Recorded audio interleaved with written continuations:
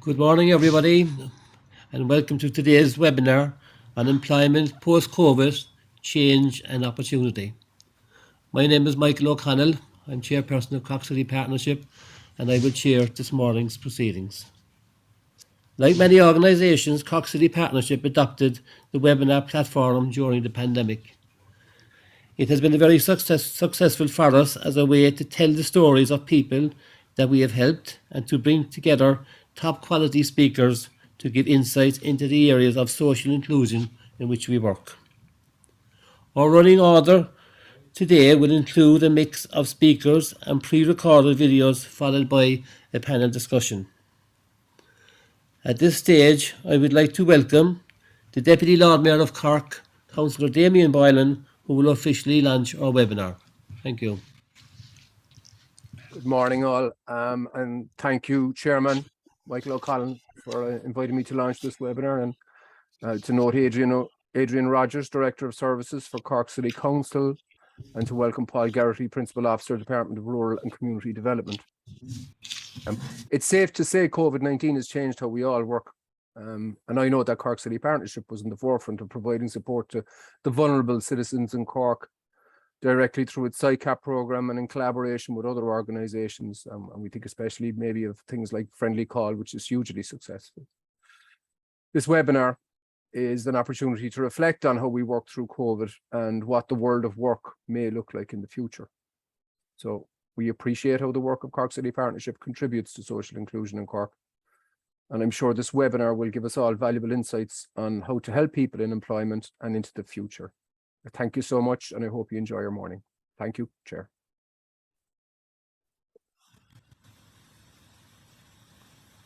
Okay, thanks, Damien. Thanks, Deputy Lord Mayor. I know you're very busy schedule these days, so we're delighted that you took some time out to join us here this morning. Our first speaker, ladies and gentlemen, is, and I'm delighted to welcome, Principal Officer for the Social Inclusion and Communities Unit, Paul Geraghty. Paul's duties include policy and oversight for a range of measures which support disadvantaged communities, including the Social Inclusion and Community Activation Programme, the Community Enhancement Programme. Paul is also responsible for managing the oversight of PUBL. You're very welcome, Paul. Thank you, Chair. Michael, thanks very much for having me this morning. Thank you, Councillor Boylan, Brenda and team in Cork City Partnership. Good morning, everybody. Yeah, Paul Geraghty here. I know I see a few familiar names in the audience already, and so for those of you who don't know me, Michael's given me a fairly good introduction there. I am a Principal Officer in the Department of Rural and Community Development with responsibility for the range of programmes that Michael mentioned: Community Development Programme, Empowering Communities Programme, Place-Based Leadership Programme, Community Enhancement Programme, Community Activities Fund, and of course SICAP, most importantly in terms of what we're talking about today. I also have the governance oversight of PUBL and some responsibilities in relation to legislation around cemeteries and dog control, but that's not, I suppose, very relevant for today's discussion. So like I say, today I have my SICAP hat on, and a look at the running order and the guest list would indicate that SICAP is something that you're all fairly familiar with. And Adele from the ESRI is going to talk a little bit later in further detail about it. In fact, Adele completed a report last year that situated SICAP very much in a unique position in the pre-employment space, and I expect she'll talk to you about that a bit later. But look, just a few headline points about the programme. We always say that SICAP is the Irish government's primary social inclusion programme, funded by the government through ourselves and co-funded by the European Social Fund. So there'll be 43 million allocated to it next year, and over the course of the programme itself, in the last 5 years, over 250 million has been allocated to it. So it's something, I suppose, that we're very proud of. Its aim, as you know, is to reduce poverty, promote social inclusion and equality in Ireland by supporting communities and individuals using a community development approach, and that's what we strive to do. Overseen and managed at a local level by the 33 LCDCs, and I see Adrian here today, and it's good to catch up with Adrian. And implemented, most importantly, nationally by 46 local development companies across 51 areas. So SICAP funds staff working in these local development companies to engage with marginalised communities, and there's over 600 staff employed nationally. So I guess the best way of explaining SICAP to people who don't know anything about it is that it pays the wages of 600 people across Ireland who are there trying to help people who need the help the most. And that's it at its very simplest, I suppose. And of all the jobs I've had in the civil service over the years, I've been knocking around a while. You shouldn't let these youthful looks deceive you. Of all the programs I've been involved with, this has been by far the most important. And we have a very, very serious and passionate support of Minister of State Joe O'Brien about it, and he agrees that it is also the most important programme that he's ever been involved with. I think the work is vital, and most particularly over the pandemic. We know how the local development companies and all of us, I suppose, and local authorities jumped together to help those people through the pandemic that needed it most. So look, I guess we're here today in relation to employment post-COVID, but I suppose a key part of that is the help and supports that SICAP participants got through COVID to put them in a position now, hopefully we're at the far side of this, that they can begin considering their employment options. So look, the pandemic had a significant impact on everybody, of course, as we know, but a more significant impact, and Adele can speak to this a bit later, on people living in this, already coping with disadvantage. So the COVID-19 adjusted measure of employment, which counted claimants on the PUP, showed an unemployment rate of 27% in January 2021. The number of people engaged with SICAP over this period increased, and the progression rates for individuals have begun to climb towards pre-pandemic levels, which is a good sign that SICAP is playing absolutely continues to play a key role in getting people ready for participation in the employment market. By the end of 2021, I think this is a fairly staggering statistic. By the end of 2021, over 10,000 people, due to SICAP interventions, had participated in a course, an apprenticeship, or work experience. And nearly 1,500 people had progressed into employment, and 1,274 people had set up their own business. So, you know, it wasn't a case that the pandemic slowed down the companies and the local development companies and SICAP's ability to engage with people. In fact, it actually ramped up. The SICAP efforts ramped up during the pandemic, which is incredibly impressive, I suppose, when you consider everything that was happening. The majority of those jobs that I've described were obtained in the open labour market, and it's the highest rate for open market employment since the start of SICAP. So there's really great things happening out there. The support that SICAP gives to social enterprises is often overlooked, I feel. There's more than one pathway to employment, and social enterprises are really coming into their own. There was a 12% increase in 2021 on the number of social enterprises supported in 2020 via SICAP, for example, which is really, really impressive in the teeth of a pandemic. And a third of those were new registrations, brand new registrations during 2021. So that means people are pursuing, with the support of SICAP and local development companies, alternative ways into employment and into self-sustainability. So there's been steady increases in supports to new and established social enterprises year on year, which suggests that SICAP is playing a growing role in social enterprise development nationally. Now, another part of the department I work in here, we have policy responsibility for social enterprise in Ireland. And we need to begin, with your help, to tie in what's happening locally to that big national policy, because there's huge work happening. And it is one of the fastest growing sectors globally, and indeed in Ireland, the social enterprise sector. So something to keep an eye on. And so many of the success stories begin with SICAP interventions. So it's something that we don't talk enough about. Look, just a few key outputs from the SICAP program 2018 to 2021. More than 86,000 individuals were supported since 2018. Huge, huge numbers. And nearly 5,000 local community groups supported. I'm not going to go on and on. There's so many statistics I could throw at you here, and people aren't going to sort of appreciate having a load of numbers, but the numbers are staggering. And we have a job of work to do, I suppose, to tell this story. We haven't managed to crack that nut yet. So I'm asking anybody here, I suppose, today, that has any interaction with SICAP and any interaction with the local development companies who provide a broad range of supports to outside of SICAP, as we know, to tell this story. Because the more we tell it and the more we generate some noise around the success, the more chance we have of achieving greater funding for the programme. So look, a couple of final points I'll just say to you. We're currently finalising a review of the current SICAP programme. And I know that there's been participation from the local authorities, LCDCs, and from the local development companies. And the idea is we're always trying to make this programme a little bit better. So how do we ensure that SICAP continues to do what it does in the post-COVID world, particularly creating opportunities for people to participate in democracy and in training and in employment and so on. So I'd ask you, if we do come to you with a boring looking questionnaire or a set of questions on email or something, please respond to us and please give us your ideas. I really would urge you to do that.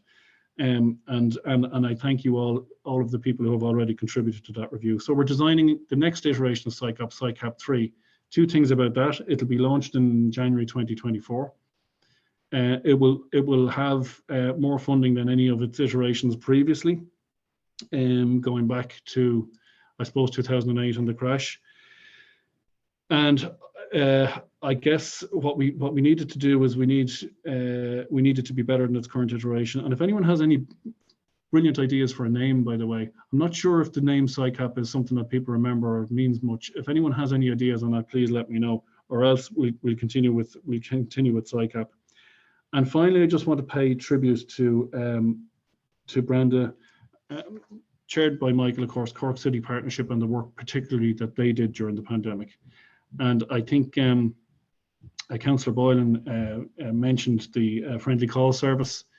It's a phenomenal service. I'm sorry, maybe it was Michael that mentioned it, but either way, it was a phenomenal service, and it continues to be such an important outreach mechanism to get to people who really need that support in Cork. And it's so much more than the friendly call. Anyone who knows that service knows that one day it's a phone call, next day it's a trip for an appointment, or bringing some shopping to people, and really, really practical measures to make sure that people in Cork who are feeling isolated have some contact. So it's incredible. So there's more to SICAP than and SICAP funded services than getting people ready for employment.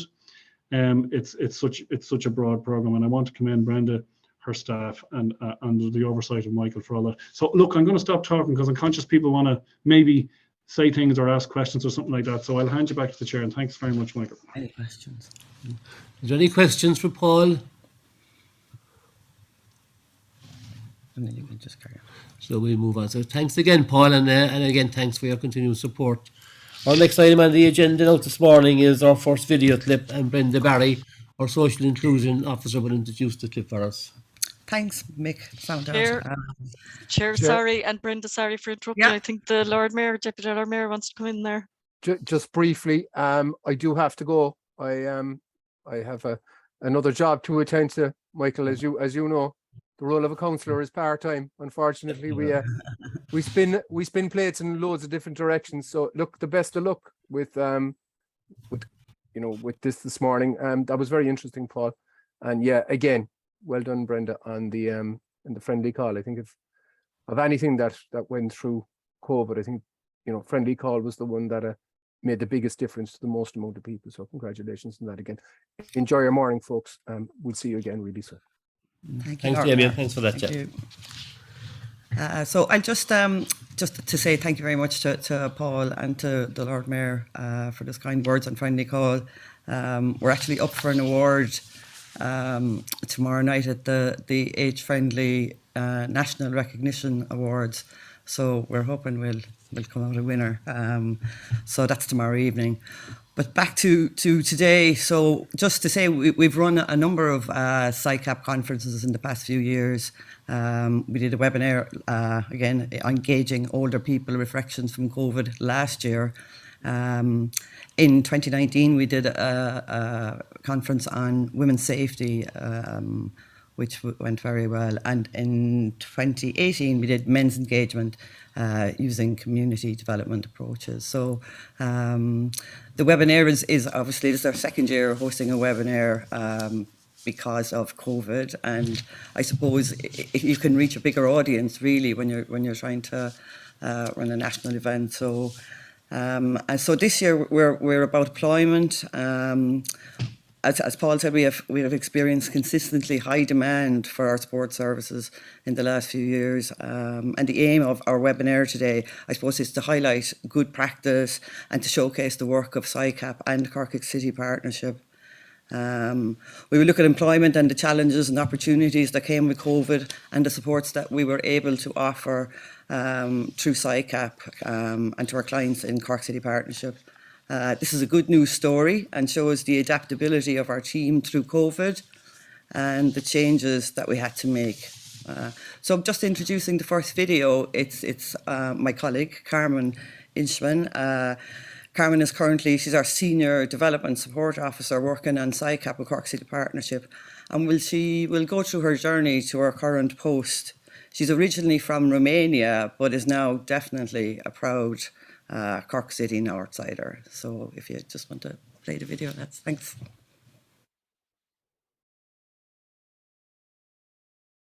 Hello, my name is Brent Barry, and I'm the Social Inclusion Community Activation Programme Coordinator with Cork City Partnership.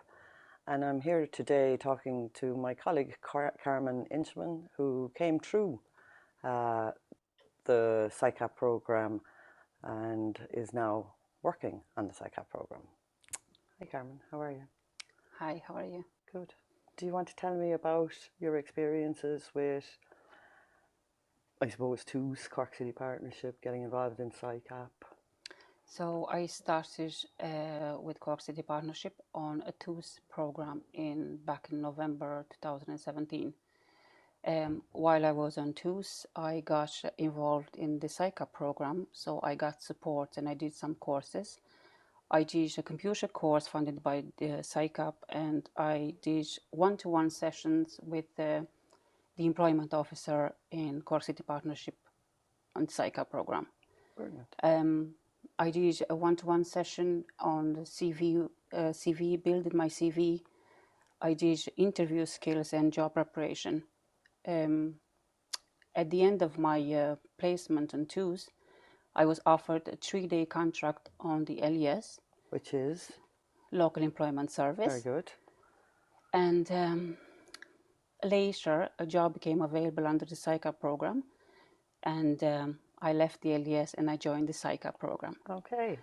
And I got the job, and it was a development support worker, and it was full-time, and I'm based in Churchfield in the Parochial Hall. Brilliant.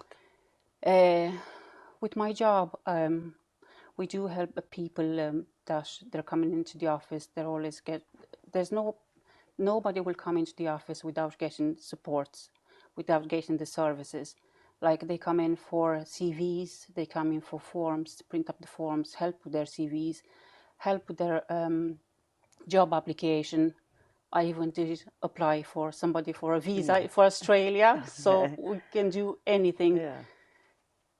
So it's great that people are getting the service. Yeah. And even so much as setting up emails for people. I mean, a lot of people with technology and stuff. So you've come through the program, you've got the supports from SICAP, and now you're working on the program and supporting people, and you understand, obviously, I suppose, what people's needs are when they come in the door. Yes, I do came, and I did get help through the SICAP through the program, and it helped me boost my CV and my confidence, and now I'm doing the same for the clients. And Right. I keep telling them when they're coming into the office, and sometimes the team leaders, they have interviews in Churchfield office, and I say, listen, I started on TOOS, I'm here now, and you can be in my place anytime. Yeah. You got the supports from SICAP and carried on through, and you're running the show. I am, yeah. And tell me about just a little bit about, when COVID came. When COVID came, we were caught by surprise. We never knew what it is, what to do. Under the SICAP program, we do run short community education courses, and we have premises in Spriggs Road where we run the courses. and in every outreach offices. And when COVID came, all the courses had to stop. Yes. So we offered support to our SciCap clients. We offered them support to go online. We never knew about Zoom, Teams, any other social platforms, online platforms. So we had to learn ourselves and then teach the clients and give them IT support. Absolutely, yeah. A big challenge, but you know, it's been great for some people. It's given them skills that they mightn't have got. Yes. Even though COVID was terrible, but it's brought new skills for people, and it's great that we were able to support people both remotely and in person. And to be fair, wasn't the office open for the whole time? Yeah, the office was open. Not to the public. Not to the public. We were working, and even when we were working from home, I will still get calls from clients. Carmen, I need to update my CV. So I was just printing the CV and meet the client by SuperValu or by the office and just hand in the CV. And some of the SciCap staff took on more responsibilities when we were working from home, doing friendly call, you know, the service for the elderly and the isolated people. So we were doing calls, updating database. I was liaising with the volunteers, getting feedback, assigning calls to them, shopping, and all that. There was a lot. There was hamper delivery, there was shopping, We and there were was actually, support. we were actually working more. It wasn't like 9 to 5. Yeah. I was just closing my computer around 8 o'clock in the evening. Yeah, and it was good because I suppose we were supporting people who were probably most affected by COVID, the people who were isolated and alone. A lot of the friendly call clients would have been living on their own and whatnot. So SciCap has been a positive experience. It is a positive experience, and we do offer a lot of supports and courses, and through SciCap we do offer accredited courses too. So I encourage everyone to come in, Cork City Partnership, through all the programs, SciCap, TOOS.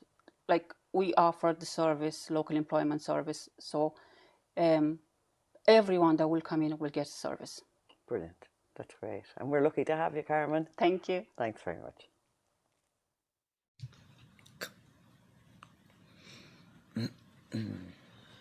Okay, thanks for that, Carmen. It was great to hear your story and how much you're enjoying your stay with us up in Churchfield, doing wonderful work and supporting members of the local community. We'll move on now, ladies and gentlemen, to our next speaker, and our next speaker is Dr. Adele Whelan. Adele is a Senior Research Officer in Economics and Analyst Division at the Economic and Social Research Institute.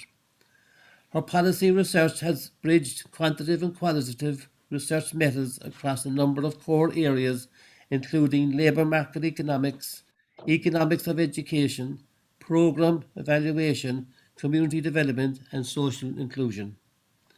Key studies in this area include the evaluation reports for public and pre-employment programme interventions and on community development. So thanks very much, Adele, for being with us this morning. Thank you, Chair. I appreciate that. And also thanks to the Cork City Partnership for inviting me to participate in this really interesting webinar today. I'll begin by sharing some slides that will help with my presentation.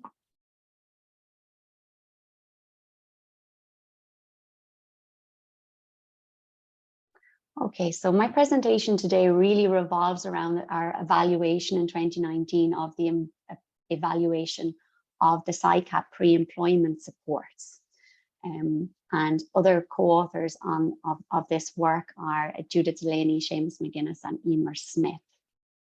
And this work was funded by PUBL in connection with the DRCD.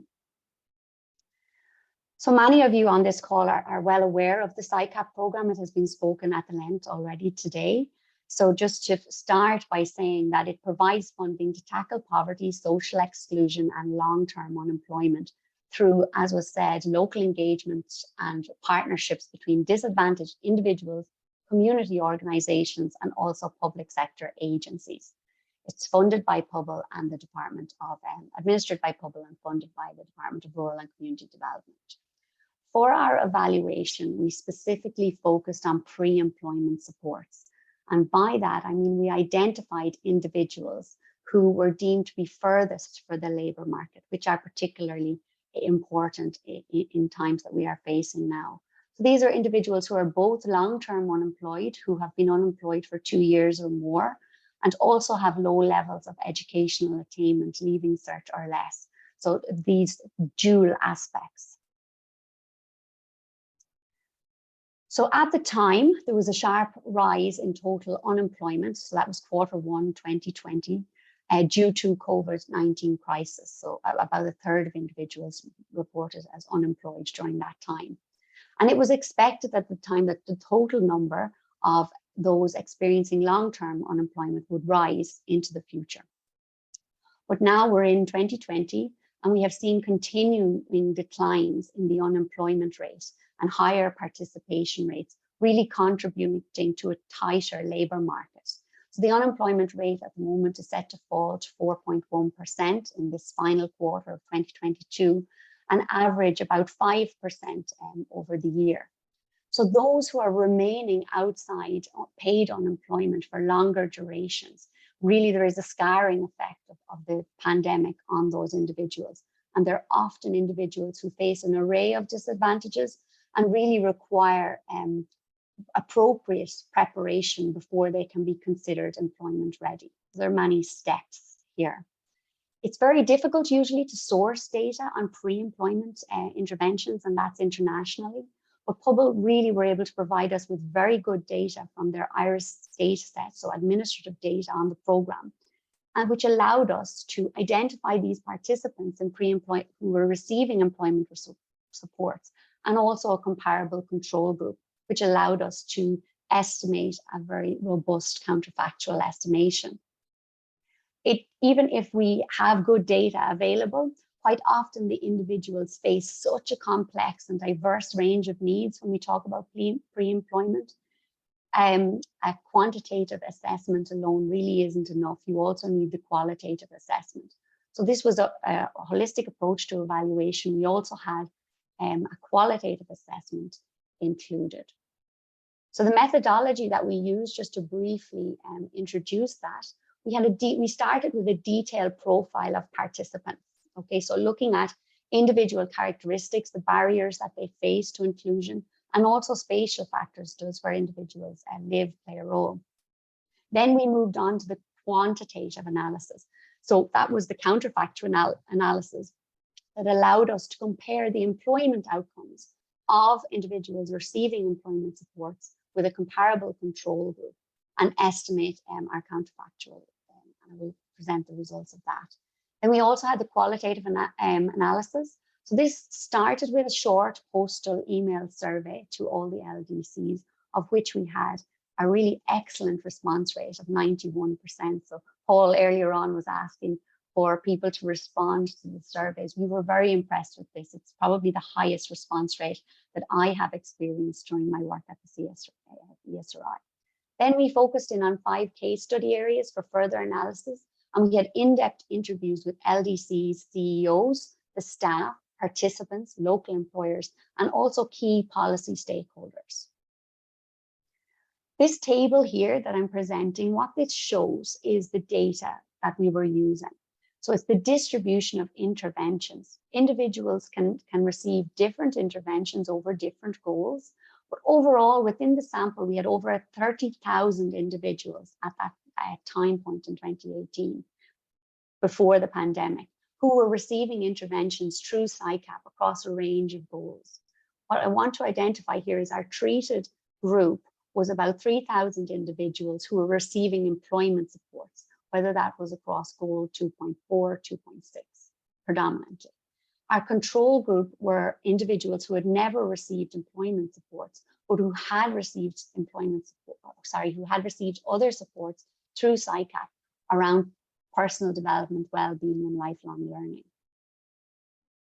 When we looked at the profile of our sample in comparing them to individuals of our the full SICAP sample, what we found was the individuals in our sample, our pre-employment supports group, were really significantly more disadvantaged than the whole sample of SICAP. So those with lower levels of educational attainment, that was leaving cert or less, they were 11 percentage points less likely to move into employment and self-employment compared to the other individuals engaging in SICAP.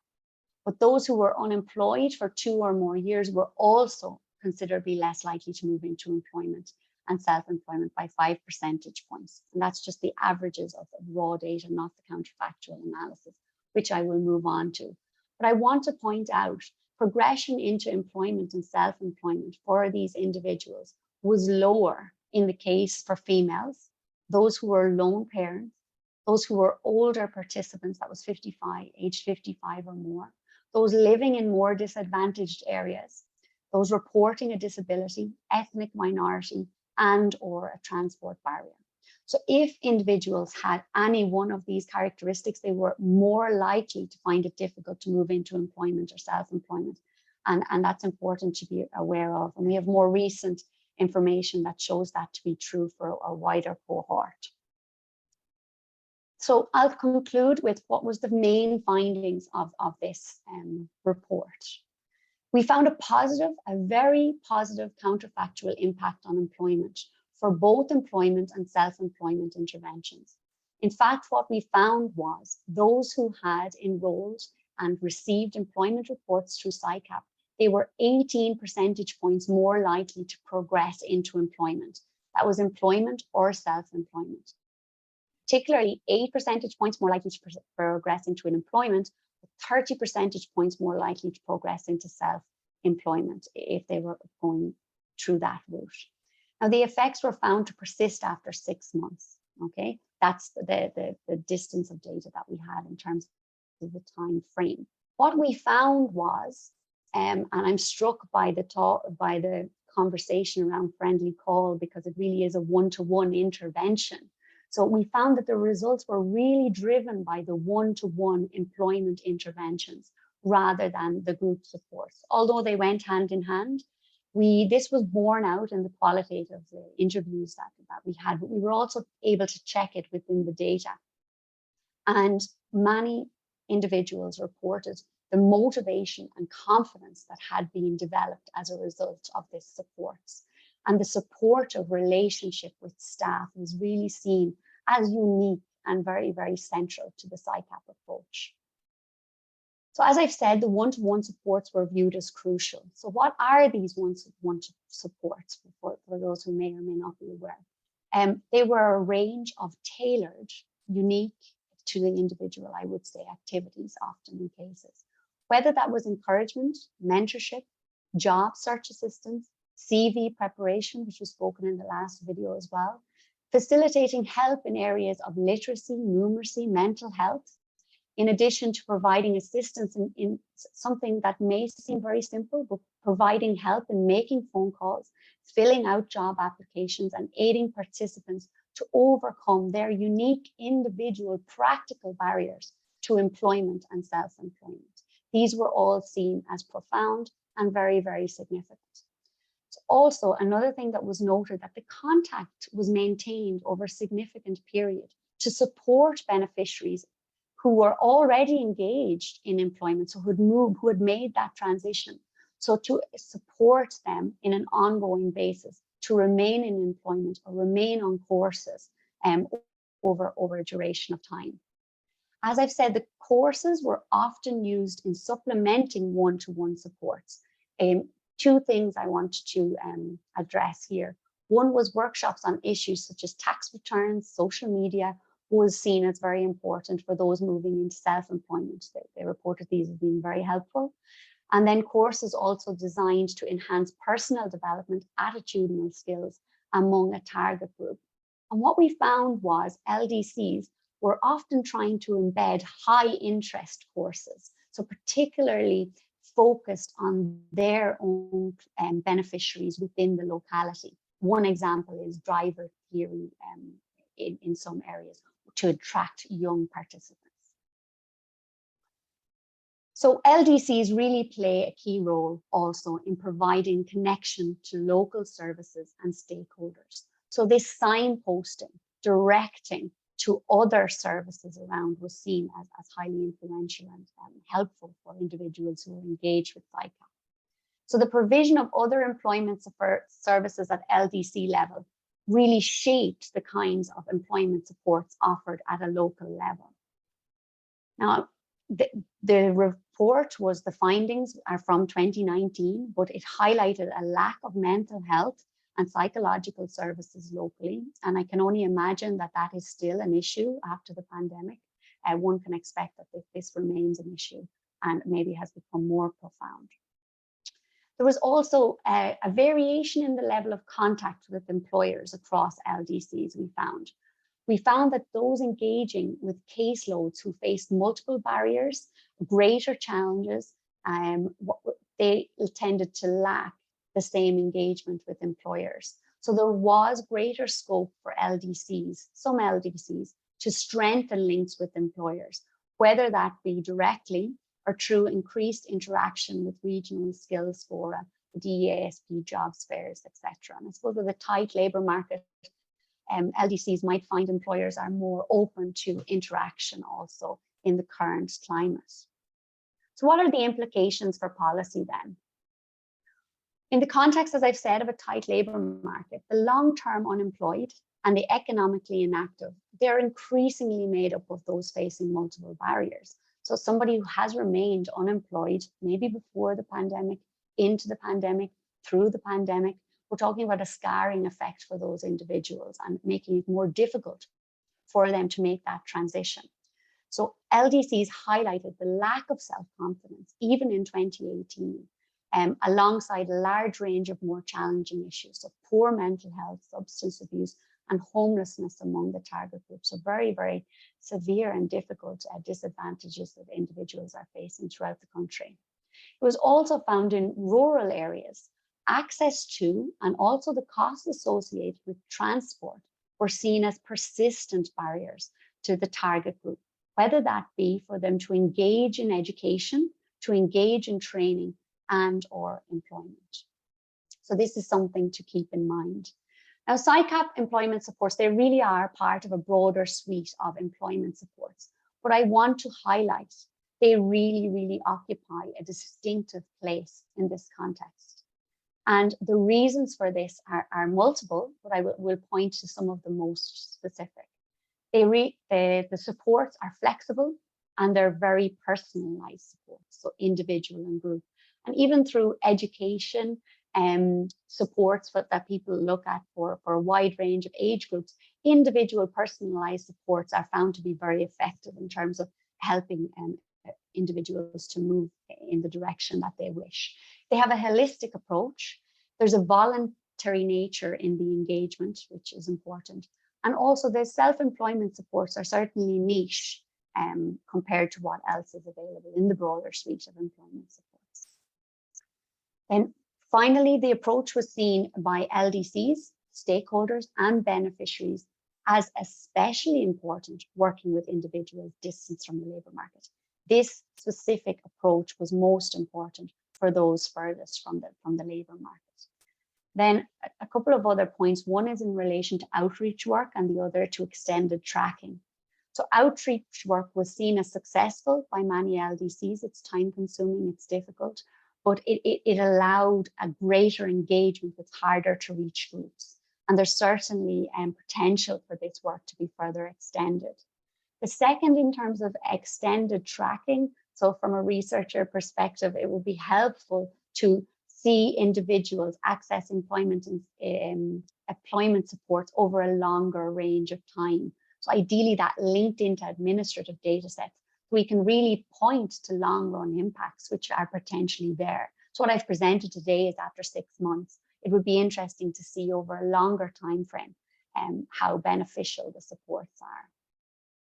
Then finally, I want to point to another report, not authored by myself, but recently published by others in the Institute. So this was published in the last couple of weeks. It was commissioned by the Department of Social Protection, and it's looking at statistical profiling for individuals, so the probability to exit into employment. This is for a much larger cohort, so the full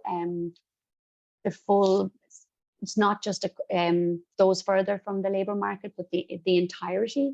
And what they found was job seekers at risk of becoming long-term unemployed. Okay, so when an individual first registers with an Intrio office after becoming unemployed, there's a PEC score calculated. How likely is it that this individual is going to move into employment? This is something that was originally developed around 2009, but it has been updated. It used to consist of 35 questions. This recent study has found 8 key characteristics are associated with the risk of long-term unemployment. I want to point to the fact that they don't differ very much to what I've already presented for the SICAP individuals. You're more likely to have a risk of long-term unemployment if you're claiming job seekers allowance, if you have not been recently employed, if you have low levels of educational attainment, if you have poor self-perceived health. Now, that was something we didn't have in the data for SICAP at that time.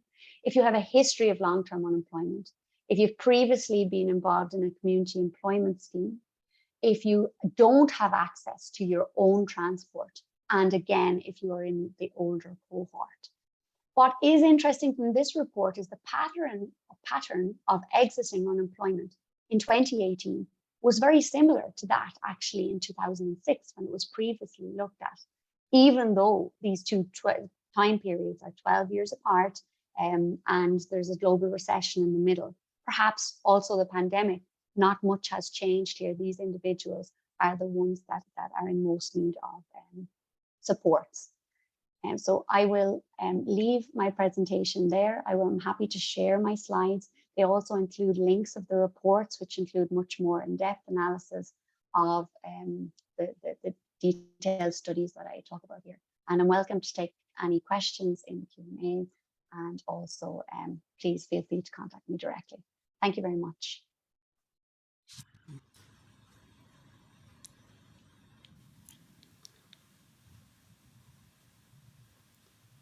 Thank you, Adele, for a very comprehensive presentation. I'm sure people will have many questions because there have been loads of issues have been raised, particularly around SICAP and towards the end there, long-term unemployment. We will have an opportunity later on in the Q&A. Adele will be staying with us, so we look forward to that. So if you have any questions, we'll take them later on. Our next presentation now is another video, and Brenda Barry will introduce the video to us. Esmeraldo is part of our video today, and he has been interviewed by Susan Long, one of our employment support development workers. Esmeraldo is originally from Angola. He's in Ireland since 2019. He's a singer, a musician, dancer, composer, choreographer, dance teacher, actor and cameraman. He currently makes a living as a construction labourer with ward personnel. He's performed on TG4's Space Between, RTE's Today Show, The Electric Picnic 2022, Citadel and Strive Theatre, and he's done some work with Cork Community Radio as well. He is a sanctuary runner and a swimmer and is currently awaiting decision on whether he will be permitted to remain in Ireland. Just have a video.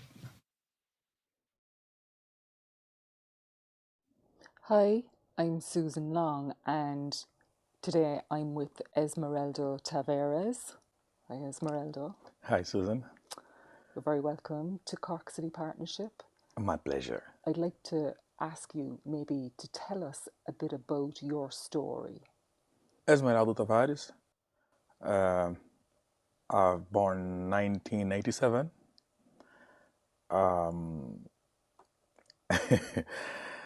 So I'm dance teacher, and also I'm cameraman.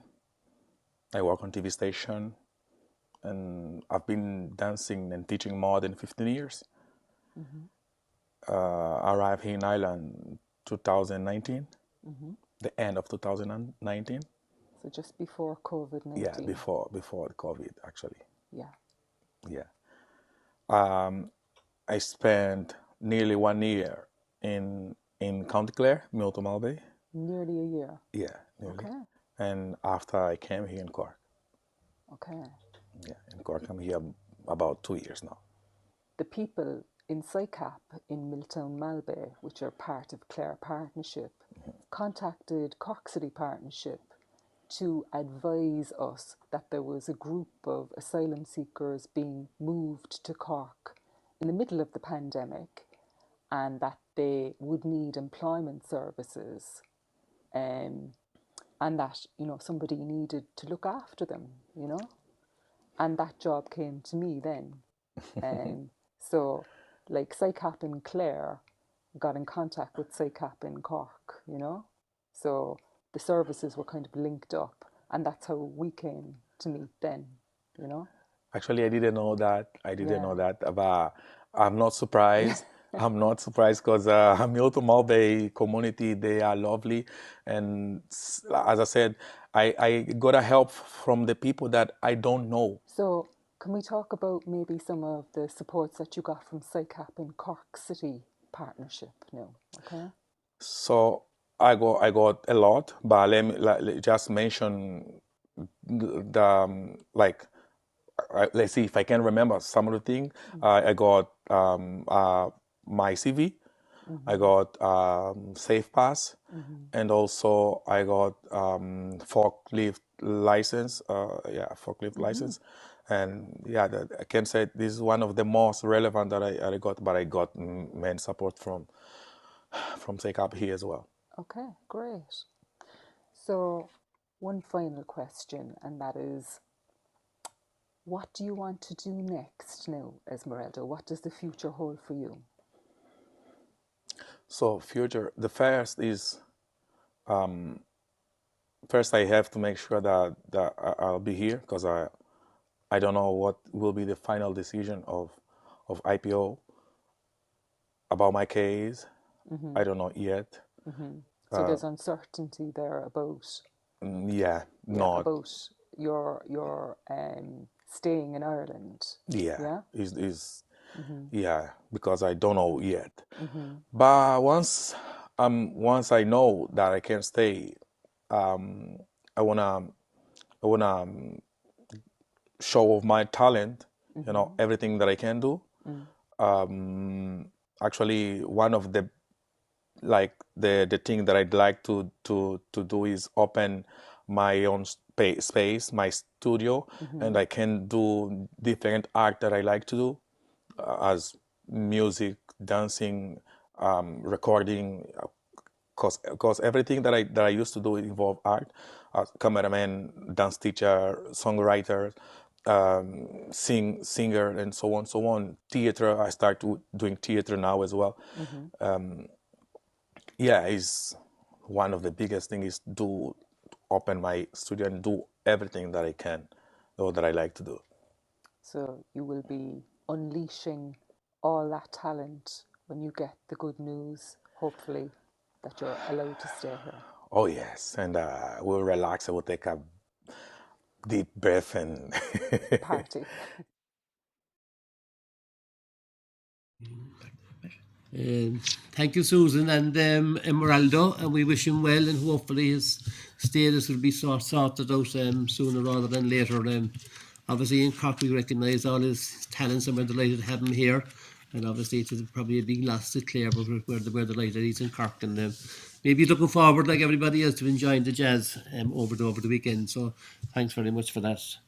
Our next speaker, ladies and gentlemen, is Sophie Crosby.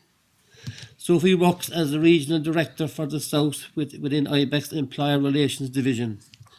Sophie is a qualified barrister and Australian lawyer, and holds postgraduate qualifications in both mediation, and coaching. A highly experienced employee relations practitioner with a demonstrated track record in both Ireland and Australia. Sophie works extensively with IBEC members, devising and implementing strategies to identify and overcome employee relations and human resources challenges. She has extensive experience in employment law, industrial relations, and advocacy services. So you're very welcome, Sophie. Thanks very much. I'm kind of blushing here.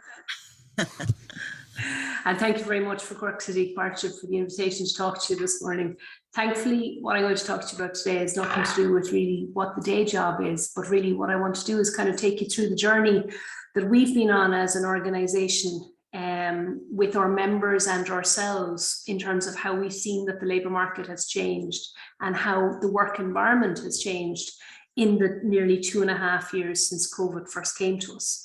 So if you bear with me for a bit, this is kind of anecdotal, more so than data driven. So I hope you bear with me in terms of the perception. Happy to take any questions at any stage during the process. I suppose it's very hard to realise actually now, but we're actually 2.5 years since COVID hit us. And in ways, it's almost like we've had two big experiments. The first experiment was almost like the hot water shock treatment of COVID and how organisations instantly had to adapt to the changing working environment that COVID presented themselves.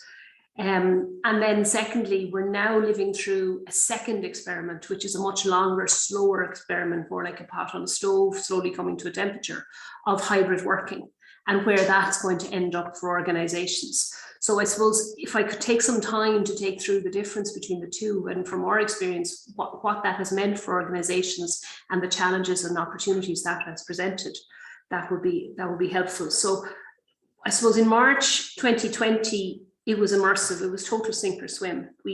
I had been in Australia the week before. We came back. There was a whole initial focus on the childcare sector and schools closing. Even people trying to learn how to sign on was a massive focus in the first couple of days. And there was a huge focus for employers on just simply getting their operations adapting and learning what the scenario was. And within IBEC, we had to move from our traditional services of, advocacy and representation and employment law and industrial relations into suddenly becoming experts in the EWSS, revenue assistance, support for employers, and a frontline support for HR managers trying to deal with the challenges. And the big focus initially was on job retention, focusing on who was and who wasn't an essential service, who could and who could not stay open. At one stage, even at that stage, the call went out for PPE. And we had members in the pharmaceutical and the medtech industry scouring their warehouses, looking for PPE to supply to hospitals and membership. So it was a very active, dynamic couple of weeks.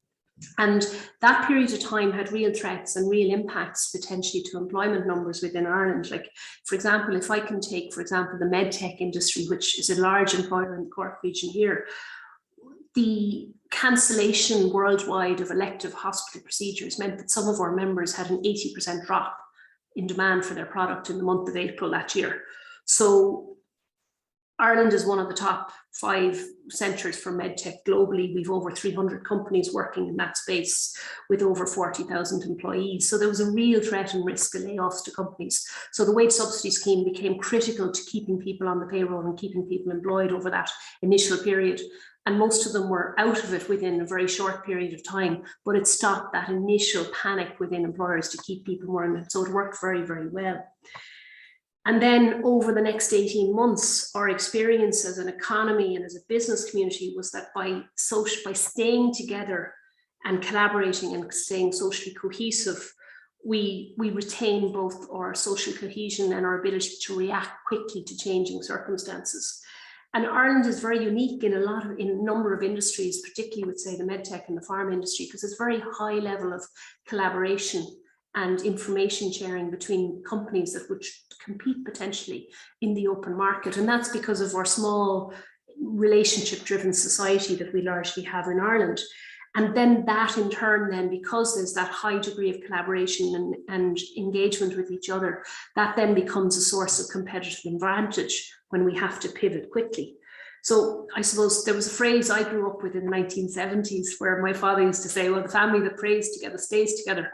And then he used to say, well, actually in his line, it was the family that sails together stays together. But that really stood to us in Ireland as an economy over the whole COVID period. And I suppose if I can, most of you have probably never looked at the IBEC logo, but if you look at the IBEC logo, it's what's called a spiral Philophaxis, which is the center of a sunflower. It's the symbol in nature that shows the strongest part of a plant, always growing, always moving, always looking for space to grow and expand. And that's how we work in IBEC. So we had really high levels of member engagement. We, like a lot of organizations, we switched to remote working instantly and collaboration using online tools and webinars. And what was fascinating about it was that as problems came up, biopharma would come up with the science, they'd pass that solution on, they'd have the scientific solution, that would then pass on to retail. Retail would come up with a quick way of fixing and solving a social distancing problem. And all of that collaboration and information sharing was really, really fast and dynamic from one side of the economy to another. And at the same time then, we had the hospitality and the hotel sector giving everybody lessons in resilience, you know, and keeping things in perspective. So that storytelling, information sharing, and just that highly networked nature of Irish society, where people are relationship driven, really stood to us during that period of time and helped us stay cohesive. And I suppose when we look at what companies learned from that period, where a lot of companies were fully remote working for that period of time, and lots of companies went fully remote immediately, okay? And I suppose what we learned was, we learned to deal with the technology, we learned the importance of work-life balance, we learned about how important childcare and elder care was, and the challenges that it presents to our workforce when those pieces of the pie of the jigsaw aren't working correctly. We learned that there was differences in culture between people who were in essential services, who were going in, who got used to working in very small numbers, as skeleton staff in manufacturing sites, versus people who were working at home. And we learned the importance of structured communications for people who were working from home and had to establish new ways of working. So lots of companies set up systems around daily and twice weekly check-ins with individuals and teams. There was lots of regular short meetings. That we saw a huge growth in decentralized communications for people, whether it was through, you know, Teams chats, Microsoft Office chats, WhatsApps, informal WhatsApp. So that growth of trying to replace organizational culture that you get in the office through virtual means. And I suppose organizations got used to distractions, whether it be cats or children or the neighbor, you know, doing their foundations next door in the house. They have to be lived with and acknowledged. And for a lot of organizations, they had a transformational shift towards a positive employee support. And that was the upside of it. And then on the downside of it then was with virtual communications, you know, your emotions are not always seen, heard, and felt in a virtual communication form. But I'll come back to that.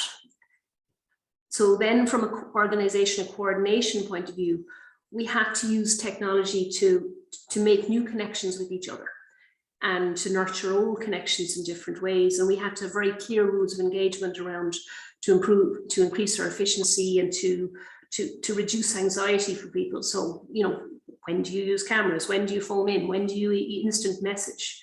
I mean, for me personally, I found myself at times going back to using the phone as a way of building relationships and listening adequately to people, because I found that cameras at times could become too intense and too distracting for people, because you'd be looking at what you perceive people are doing on the screen rather than listening to what they're saying.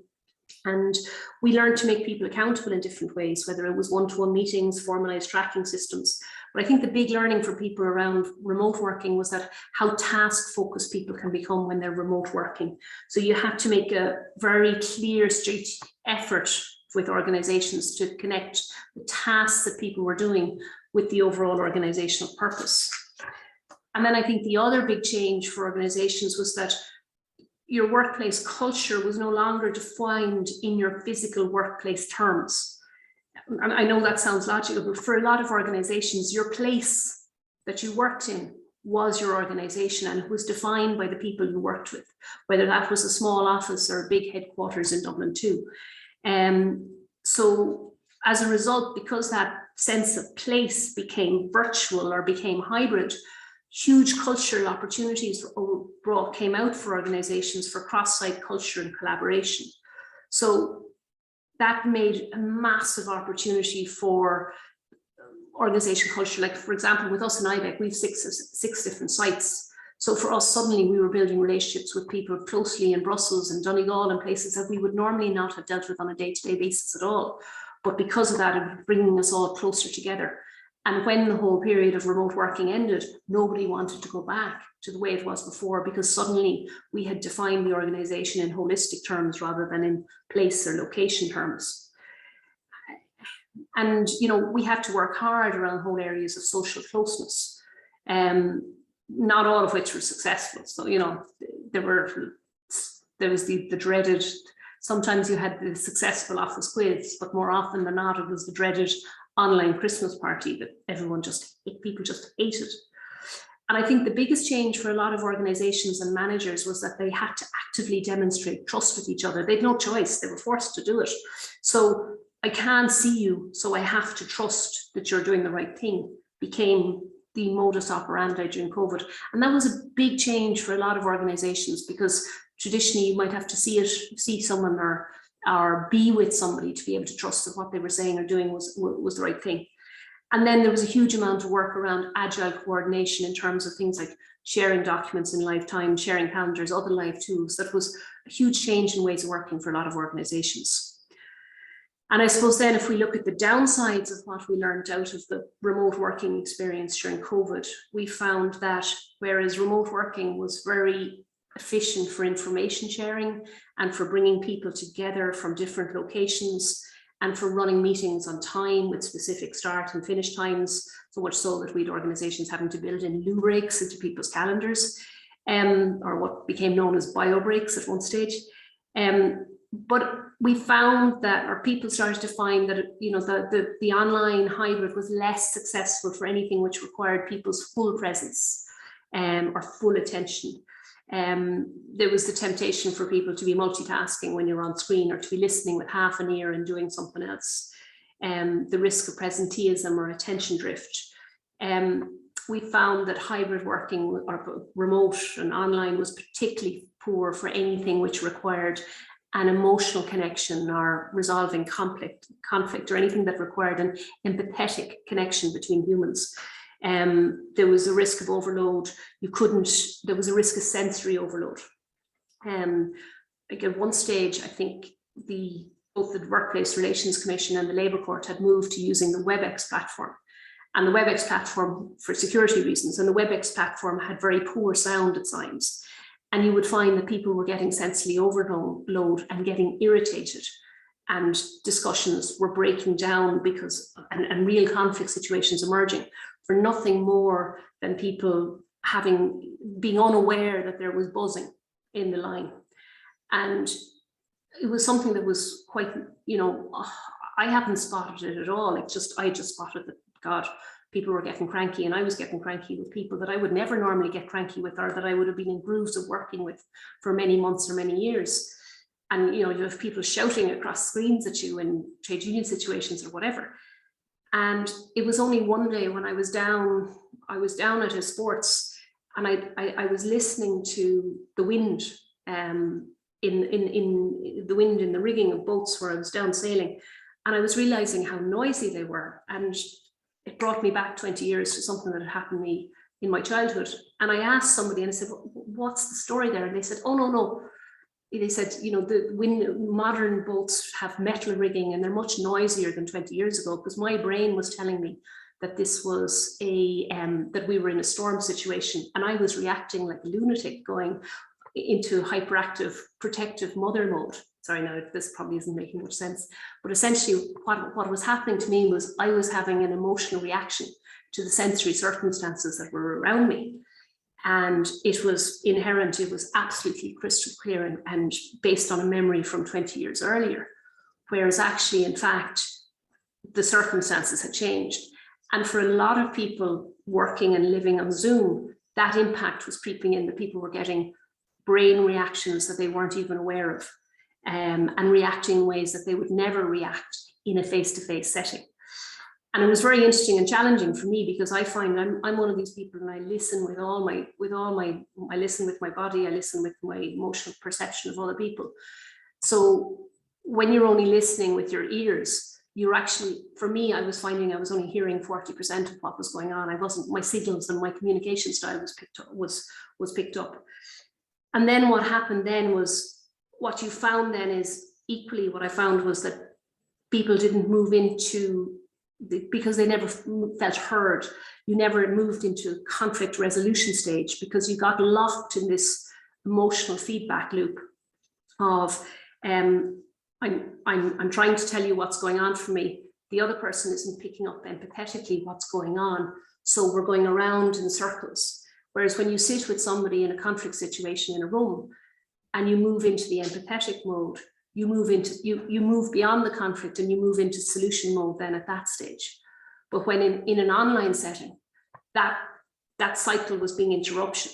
So what was happening for people in conciliation conferences, for example, online, was that they were at risk of becoming entrenched and going around and around in circles. So it was a really challenging experience and learning opportunity for a lot of people during that period of time. And, you know, the danger is then in that situation is that people become disconnected, they get caught in their own self-talk.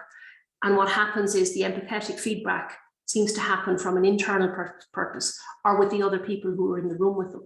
So very early on in the process, we found that union officials, no matter what the conflict situation was, would actively go out and try and sit with their members in the room so that they were in a better position to influence what was going on, because they found that they just couldn't influence their members from outside the room. So it was a very interesting period, and I apologize, I've probably gone on a bit long, and I hope I'm okay for time, Michael, at this stage, because I want to move on to the hybrid side of it now, if I may. Am I okay for time? Yeah. Brenda? Yeah. Yeah. You're fine. Oh yeah, lovely. Perfect. So I suppose from a hybrid side then perspective, what we found then is hybrid is obviously here to stay. And I'm just going to share some slides there, if I may. We did a HR survey with our members there in October. It's a regular HR update survey that we do every year. And what we found was we had 329 participating companies on this, employing over 143,000 employees. And what we found was that in 2021, over 60% of our senior HR business leaders told us that hybrid working was here to stay. But by this year, that had moved up to 74, to nearly 75%. Okay, can I just interrupt you a second? The slides are the wrong way around, could you? Oh, I beg your pardon. I'm so sorry. Okay. Am I on the wrong screen?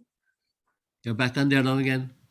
So just share again, maybe. Yeah. If you could share them again, we'll see if are they the right way. Is that it? Yeah. Yep. You're okay now. Thanks. Yeah, thank you very much. Okay, apologies, and I'll try and speed up a bit. I'm so sorry. So if I look down to what our HR managers are telling us what are their priorities, the number one priority for all our HR managers at the moment is the availability of talent and skills to fill vacancies. It was for 46% of them, it was their top challenge. And for 89% of them, it was one of their top 5 challenges.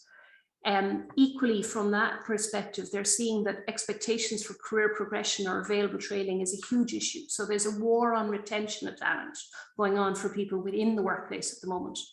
And then another huge challenge for them is their expectations amongst their staff for flexible and remote working. And that makes sense, because when you think about the hybrid working world that we're moving to, it's a bit like the difference between a knife and a fork and a set of chopsticks. When an employer looks at the issue of flexible or hybrid working, one side of it is looking at a knife at times, and the other side of it is looking at a fork. Whereas actually what we've got to learn to do as organizations is to learn how to use chopsticks as an organization, where you can have same customs and rules for everybody, but that the organization as a whole thrives and is adaptable and able to move. So if we look at what is worrying organizations at the moment is the potential for talent leaving their industries, or for talent choosing to relocate within Ireland, or our existing talent in Ireland choosing to relocate externally. That's a big priority for organizations.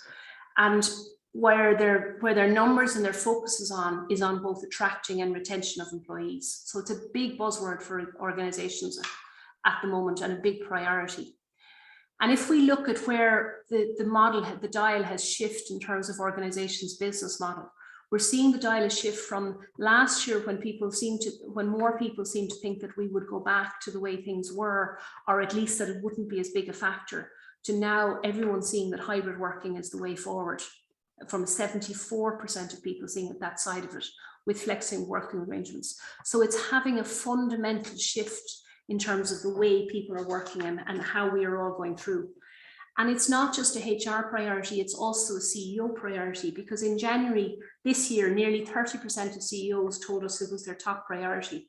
And over 70% of them told us it was one of their top 5 priorities. And it ranked highest on our issues, ahead of even the cost of doing business in Ireland. It'll be interesting to see when that CEO research is done again later this year, whether that continues to be the case, given the whole energy price pressures and inflation price pressures that are creeping back into the organisation. But we'll give you an example of the underlying trends. And one of the things about hybrid working is that there's a paradox in there. Like, people want the flexibility to work from anywhere, but at the same time, we all crave in-person connection. And I'm sure we've all had the situation where you've gone to the office to crave that in-person connection, and then you find that potentially people aren't there, or there isn't the in-person connection, or that the people who are there work in a different way to you. So some people want sociability when they go to the office, and other people find that, well, actually the office is where I do my quiet focus time, because at home there's childcare or interruptions or otherwise that are getting in the way of my quiet focus time. So it's really, people are having to redefine where is their anchor for focused work, because what's become very clear is that the situation is still very, very fluid. And if I can just move on to the next slide, the most common response we're finding in terms of people's trends is that the manager or the team will decide their working arrangements. The second most common we're finding is that either people are required to be on site 3 days a week, or organizations haven't fully decided yet. So it's quite fluid. And what we're observing is obviously that, and we would all be aware of this, is how employees are more likely to put their family and their personal life over work, and more likely to prioritize their health and well-being for people who are already in work. And that's requiring employers to rethink their working values. So from, I suppose, from a working from home perspective, there's the 3 biggies for individuals and organizations in that are the work-life balance, the need to do focused work, and the length of the commute. But I suppose for people in the regional situation, not everyone has a bad commute, and some people do focus better when they're in their office, whether it's due to broadband or interruption issues at home, or just to separate better their work and family life. So it's not a copy and paste situation for many organizations or teams. And I suppose it comes down to where a lot of organizations are debating now is the why around being in the office. Because if you don't have a clear why around being in the office, then why not move to 100% remote for certain roles or certain teams? And what's very clear coming out now for organizations is people need to be in the office together for collaboration, for social interaction, for the network availability, for furniture, for, in some cases, it's availability of food and drink if there's canteens on site, heat and energy use, and for new starters or less experienced employees, it's that informal learning experience gaining that's really hard to replicate in a virtual setting. Some organizations can do it, and some roles are well suited to it. But for other organizations, that you can't substitute for that immersion of folks around them, that somebody can, have that informal learning and culture piece that moves on. And I suppose, as humans, we're built differently. Some of us are focused on being extrovert and need the energy that you get from other people around. And others are more introvert and they need the calm, quiet, focused space in which to work and collaborate effectively. So depending on the organization or team culture, I've talked to some organizations where that quiet, collaborative, focused collaboration space is very much office-based. And other organizations where they're saying, well, look, we're doing different zones for different types of teams, depending on the nature of the team and how people work from that perspective. And I suppose what's key in relation to this is that one person's flexibility can be another person's always on. So in IBEC, we've moved from what we had originally done, which was a 2 day a week on site, 2 to 3 days a week on site model, where we've now moved it to an average 50% time over the month on site model. And in doing that, we've recognized that actually for a lot of our folks here within IBEC, we could be working on site from anywhere. Like we could be out on a member company, we could be at a hearing, we could be at a stakeholder engagement meeting and such. So we've defined that across the course of the month to have that greater flexibility, and then allow the teams to actually work out what that means in practice. And then we've now worked our system then around anchor days, where each team has a set anchor day where people are office-based to have that essential networking and team collaboration. And I suppose one of the things that we've seen again with the move to hybrid back from remote has been the re-emergence of the informal chat, the informal phone call, whether that's in the corridor or the meeting room, or a quick Teams chat to people. So I think if we look at it then from opportunities both for an employer and employee side of things, one of the things that we've seen as a massive change for organizations is that labor markets have been redefined over COVID. And we would see members who historically would have seen themselves as limited in terms of tied to place in terms of labor market, but those rules don't apply anymore. So that creates a huge opportunity in terms of individuals working in rural areas or across the organization, because one of the massive advantages, and we have two massive natural advantages in Ireland that we don't always appreciate. One is that we're small and our distances are low. So the prospect of doing what we would consider to be a relatively long commute suddenly becomes more achievable when you're only doing it once or twice a month, or 3 or 4 or once a week, as distinct from every day. And that's a huge, massive competitive advantage that we're probably not even aware of about, because our distances are relatively low. Like if I think about back from my experience living in Melbourne, where you could spend 2 hours driving from one side of the city to the other, in Ireland, a 2-hour drive means you're nearly in Dublin. So that becomes a much more achievable aspect from a labour market point of view, as long as people have access to their own transport. The second massive strategic natural advantage we have in Ireland is our time zones, because within our time zone in Ireland, it allows us to do business internationally on both sides of the world every day within the same working day. And that's a reason for a lot of organisations citing their shared services centres here, because of that capacity to get business done within the working day. So that's a huge another aspect of things as we move, to a digital and hybrid world for us. So what we've already seen with COVID, that it has increased female labour force participation rate, but it creates this change in the labour market creates a huge opportunity for folks who might traditionally have seen their labour market as restricted to the area or location in which they worked in. And what it's meant for organisations who are fully remote is that their labour market now is defined in national terms. Interestingly, one of the things that we would have seen last 12 months is that the number of instances of employers reporting working from home abroad has decreased from 14% down to 9%. And that's obviously for tax and location reasons, that people are moving away from the working from home abroad model and trying to eliminate that model as much as possible. But we're still seeing, specific teams working remotely full-time 100% within organizations at home, which changes the dynamics of the labour market. And then I suppose from an Ireland opportunity point of view for employers, we're still members of the EU, we're still English speaking, we have a very stable investment environment, and this in turn drives capital investment from companies. So that gives, you'll start to see the latest wave of investment announcements coming in terms of expansion of plants and new plants planned, which in turn then can create capacity constraints on growth as we try to come to terms of that investment. And one other big change that I would have noticed in the last couple of years is the number of growth of global roles that are now based within the multinationals within Ireland.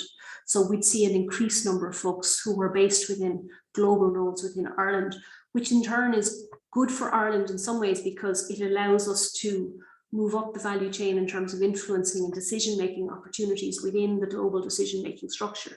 And that's quite important within the multinational sector, because a lot of multinationals tend to be matrix-driven organizations. So a lot of time and energy can be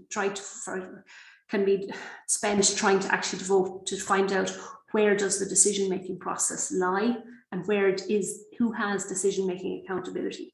So they're quite different from SMEs in that space.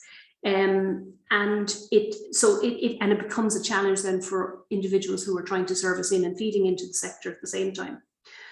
I suppose from a challenge then perspective, it means then that digital skills become absolutely essential in terms of going forward, and I'm sure we'll hear more from the next speaker in relation to this.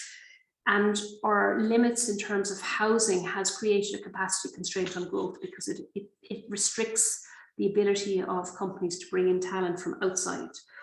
I think one of our biggest challenges, Ireland, in the next couple of years will be, how do we persuade and ensure that our young people choose to continue to stay in Ireland, particularly if they have difficulty accessing the housing market. You know, an individual who can't buy a house becomes a lot more mobile talent for organizations. So the real challenge for some of our multinational employers in the next number of years will be, as our young people decide that, you know, that they're interested in more values-driven organizations and in, you know, big brand employment opportunities. How do we continue to ensure that our young people choose to actively attract and stay within our communities? And I think it's really important to see the role of social enterprise in ensuring that we can continue to attract and retain our young people and keep them to stay and working within our communities and help our communities to adapt and thrive to the challenges, particularly of climate change that's coming on thick and fast, that we have to adapt as a country. So I'm sorry that I've gone on a bit long, and I hope I've been a bit more wide-ranging than anything else, but I do hope that's of some help. So thank you.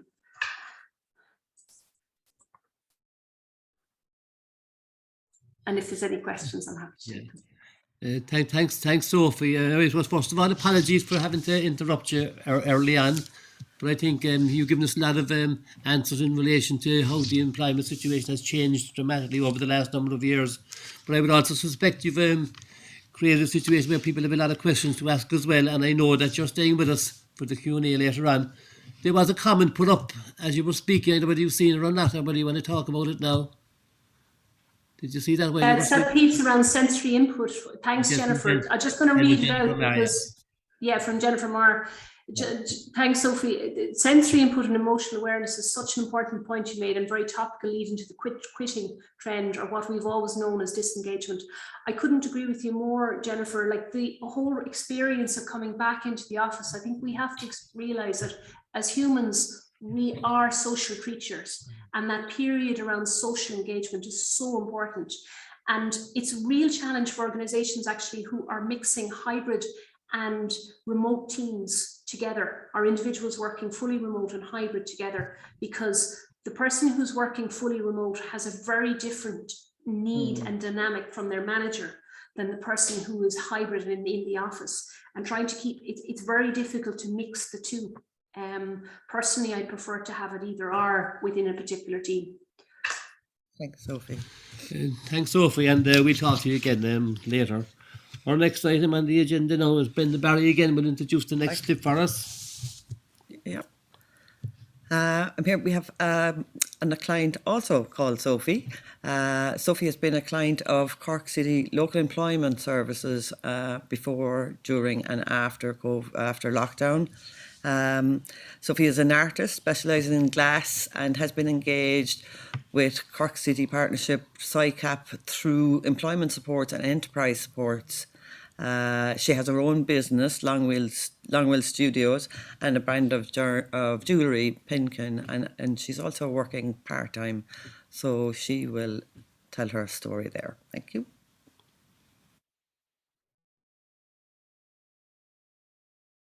Hi, I'm Katrina. I'm here with Sophie, who is a former client of Cork City Partnership Employment Services. She's here to talk to us about her experience of working with Cork City Partnership over the last few years. Hi, Sophie. How are you doing? Good. Just tell me a little bit about your experience of working with Cork City Partnership over the last few years. Yeah, sure thing. So I moved down to Cork around 2018, end of 2018. And at first I was still continuing my job that was in Dublin and working remotely, but I was working for a jeweller and I was posting things back and forth. It wasn't really that practical. So after a while that job did come to an end and I went to the Cork City Partnership, I was trying to find work for ages and having some trouble. So I thought after a while I'll just hire myself. So I thought I'd start my own business. So I applied to the Back to Enterprise Allowance, and I came in, I talked to Tony in Cork City Partnership, and he went through my business plan with me, and I also did a Start Your Own Business course that was recommended. And so I started my company Longwell Studio in 2019, and that was great. We did lots of things through that, like I did the Young Entrepreneurs Award, and I was doing loads of exhibitions. So I do glass sculptures, but because it's glass, it's kind of in between craft and fine art. So I was doing loads of like shows and gallery work, but then I was also trying to sell some kind of more commercial retail pieces. I was doing like artist residencies and all that kind of thing. So everything was kind of going well. It's getting like awards for my work and that kind of thing. And then end of 2019, I was on an artist residency in Germany and Scotland for 2 months. And when I came back, I had a job offer that sounded great, that they were looking for a glass artist, and I'd been recommended to them. So it was up in Northern Ireland. So I went up there, and it was just the starting of 2020, and then the lockdown hit. So yeah. So how did lockdown affect you?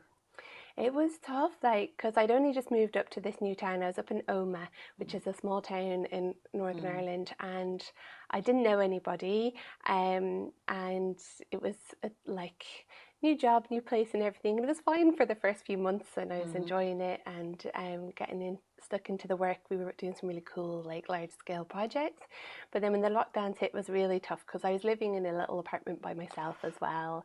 And I just didn't see any of my family or friends for like 2 months, and we were on furlough, so we weren't going into the office or anything. And yeah, it was just really, really tough going. And then when they reopened the business, the work kind of changed, and they were making a lot of redundancies and everything. You know, they were under huge pressure because of everything from COVID. So I kind of decided to just come back to Cork because I miss my family so much as well. And I was like, I'll give it another go. So I came back, and then we still had more lockdowns. That was like in the summer of 2020. Okay. So I came back and I was like, I want to start my business again, but I need a bit of help with the business side. I have all the art skills, but I wasn't sure about the business side. So I think it was around then that I got talking to you, and the Cork City Partnership again, and I ended up doing a springboard course. So that was through Ulster University, and it was a course in business management and entrepreneurship. So that's what I was doing over the lockdowns. And that was brilliant. It was great. It was all remote, but it was lovely. The lockdown opened up the opportunity to do more remote learning and stuff. Yeah, it was really, I'd never done anything like that before. But I was surprised at how much we really got to know each other as classmates and like formed great friendships as well. And it was invaluable for me, everything that we learned on that course, because in art school they don't really teach you anything about business. So I had all these skills, but there were so many aspects that I just really needed to learn more about, like project management and finances and sales and marketing and all that kind of thing. So that was brilliant. So once the lockdowns, in between, I got a studio space at the National Sculpture Factory here in Cork, and so I was able to get stuck back into making my work, and it was a really good productive time there. Like, I got an Arts Council award and got selected by Portfolio, the Design and Crafts Council. So I'm now kind of recognised as one of the best makers in Ireland and the best in Europe. So that's really nice. Done. But at the same time, not making any money from it, because that's how it works with art sometimes. So that's what I've been working like so hard on it. And then just the last few months, with kind of the cost of living going up so much, and like Brexit, a lot of my materials come from the UK as well, so that's been a big thing. The cost of everything just getting so high, I decided to start applying for, I was like, really, I'm going to need to get a day job to keep this going and to fund my business as well. So that's when I called you and I said, I got a job. I got a job, yeah. What do I do now? Yeah. So how was the the job helping with balancing it?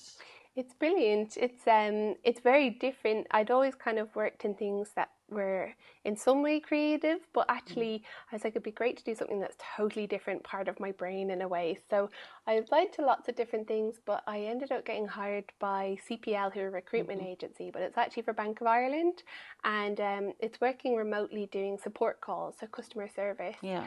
And I never would have thought of doing something like that, but my boyfriend works in customer support and he's like, you know, you're great with people and I think you'd be good at this, so why don't you give it a go? And they're always looking for people to do that kind of work, and you can work from home as well. So yeah, so we got hired and started there at the start of August, and it's been great. I'm really enjoying it, finding it really interesting. A lot to learn, so it can be quite challenging sometimes, like there's just so much to learn. But I'm enjoying it, and I'm kind of getting the balance now, and then, you know, having that bit of stability for the first time in a while of like a monthly paycheck, and then I can use that to put towards advertising my businesses, or, you know, just getting more materials and things like that. So yeah, it's working out really well. And it gives you time as well to do your artwork and and getting the balance. So I'm doing kind of evenings and weekends and holiday days whenever I can is then towards the business as well. And you're displaying one piece of work there.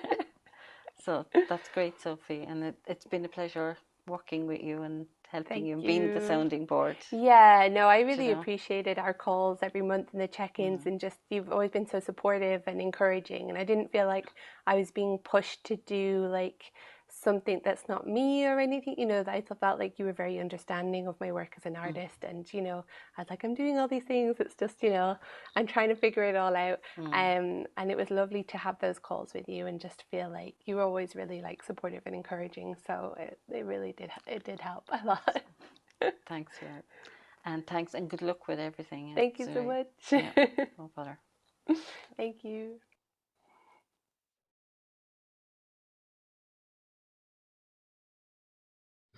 So thank you, Sophie and Katrina, and best of luck in the future. And thanks that for nice chat.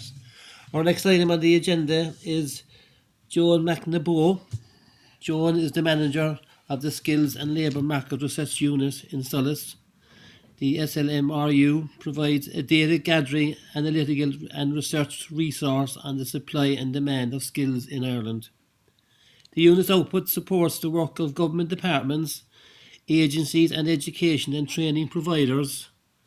Joan has been involved in the production of numerous reports within the unit over the years, including the National Skills Bulletin, Monitoring Ireland's Skills Supply, and the Vacancy Overview Report. Thank you, Joan. Joan, and good morning. Thanks very much, Chair, and thanks to the Cork City Partnership for having me here. Let me see if I can share my screen.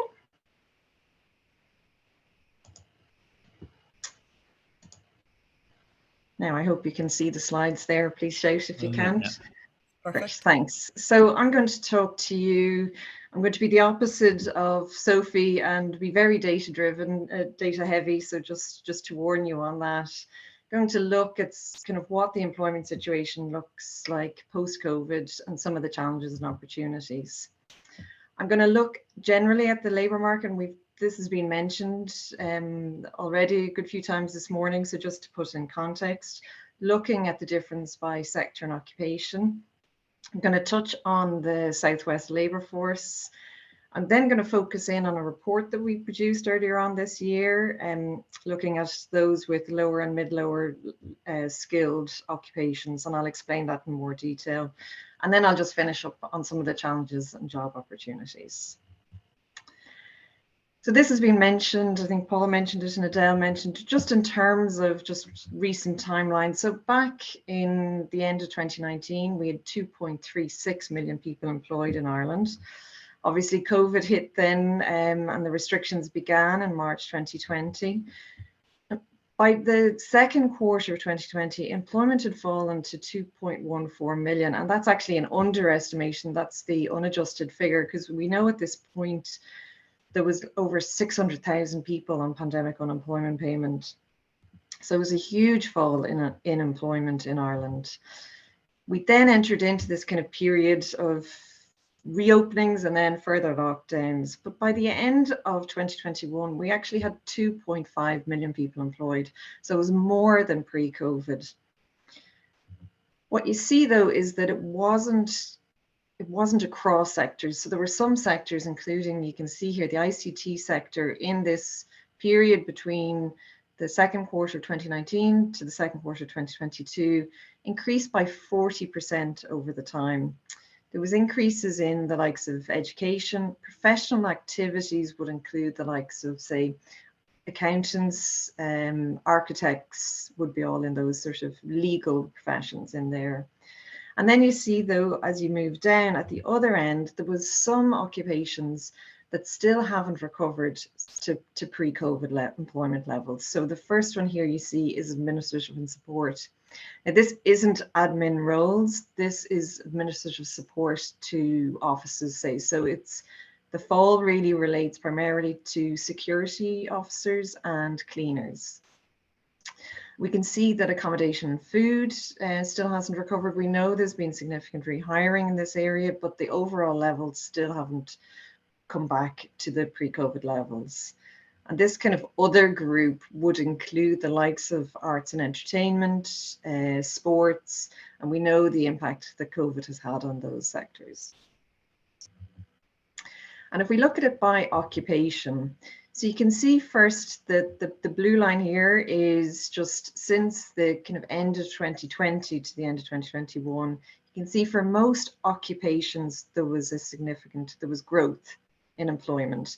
You can see here professional roles. So again, this is professional occupations. So this includes teachers, nurses, accountants, ICT professionals. So they grew quite strongly, as did associate professionals. The biggest growth here was for these elementary occupations, primarily related to hospitality workers, so the likes of waiters, bar staff, kitchen assistants, and operatives. So this would include people working in manufacturing, but also the likes of drivers. But if we actually compare it to pre-COVID levels, you can see for some there was growth for the two periods, but for others, so the skilled trades would include both chefs and construction trades. So they're 7% lower than they were pre-COVID. For sales occupations, this would most likely be retail sales assistants would be in here, so they haven't fully recovered. The caring and personal services, so that includes childcare workers, hairdressers, and care workers in the health sector. And you can see here, sorry, again, that the elementary employment still hasn't, despite huge increases in employment change in the most recent year, they still haven't recovered to pre-COVID levels. If we focus in just on the Southwest region, so apologies, employment data is only available for the Southwest region. It doesn't divide Cork and Kerry. So apologies if I'm causing offence there.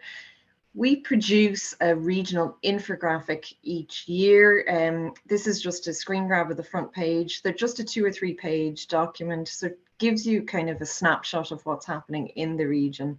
And I've just included the link here at the bottom.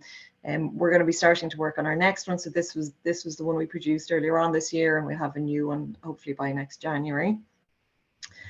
If we look at just the latest, so the Q2 figures, the Southwest region had 366,000 people employed, an increase of 47,000 people since Q2 2019.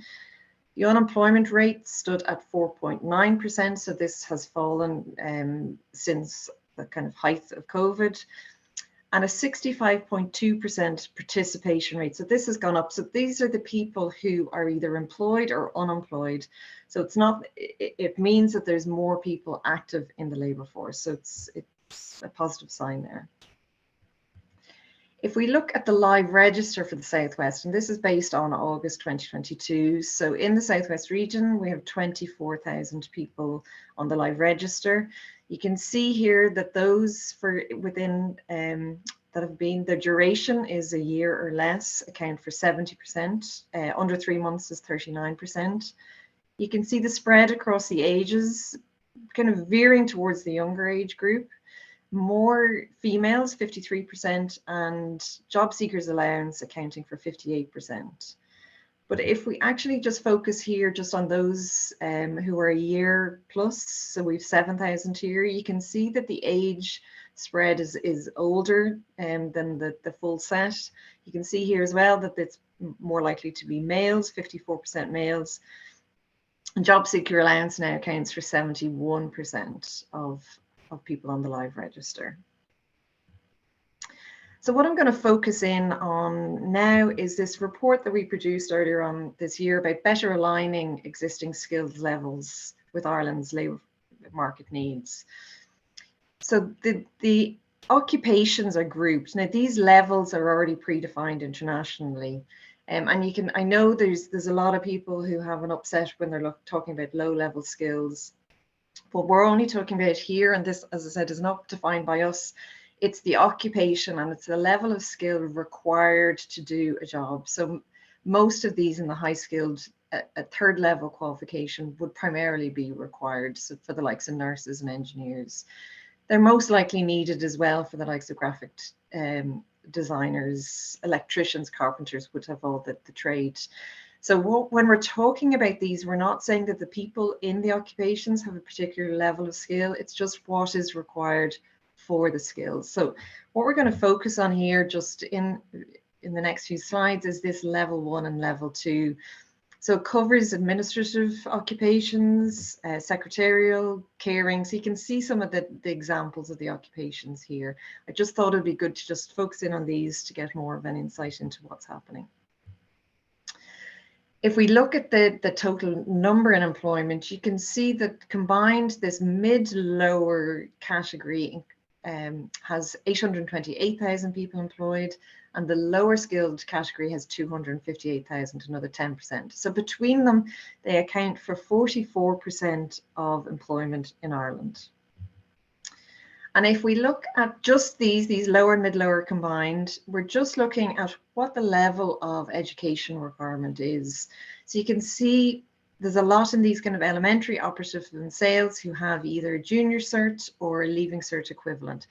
As I said, this isn't about what level of skill the actual people have. You can see across all of these that there are people with third level qualifications. Now, some in these will be students, particularly in the likes of kind of hospitality occupations or in sales assistants, but it just shows you that there is breadth here for some of the clients that you maybe deal with who maybe have a lower level of education, that there is plenty of job opportunities. These are the number of people employed across Ireland in these occupations. So you can see that there is potential opportunities for people with lower levels of qualifications. And obviously, once we get them into employment, if we can upskill them and move them up through career pathways. And again, just to show you, if we're just looking at it by sector, again, you can see those with NFQ levels 1 to 3 and levels 4 to 8. So you can see again a significant share in the retail, 33,000 with NFQ level 1 to 3, and another nearly 100,000 here up to level 5. And again, in accommodation food, there's quite a large share, and again in industry. So just to give you a sense of where some people are employed, there's obviously people with lower levels of qualifications in those mid-higher and higher occupations, but I just thought we'd focus on these at the moment. In terms of the impact of COVID for these occupations, this is just looking, the report looked at the change from Q3 2019 to Q3 2021.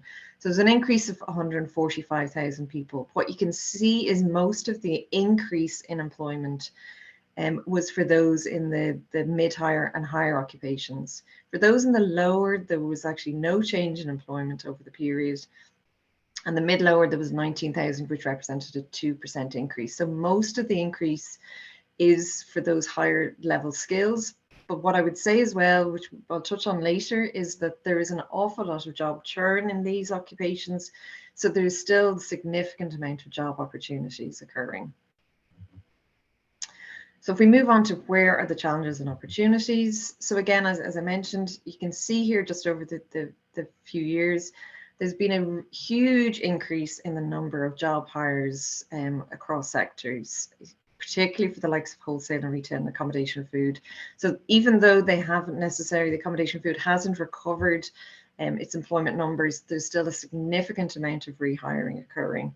You can also see this across health, manufacturing, professional activities, construction, and the IT sector.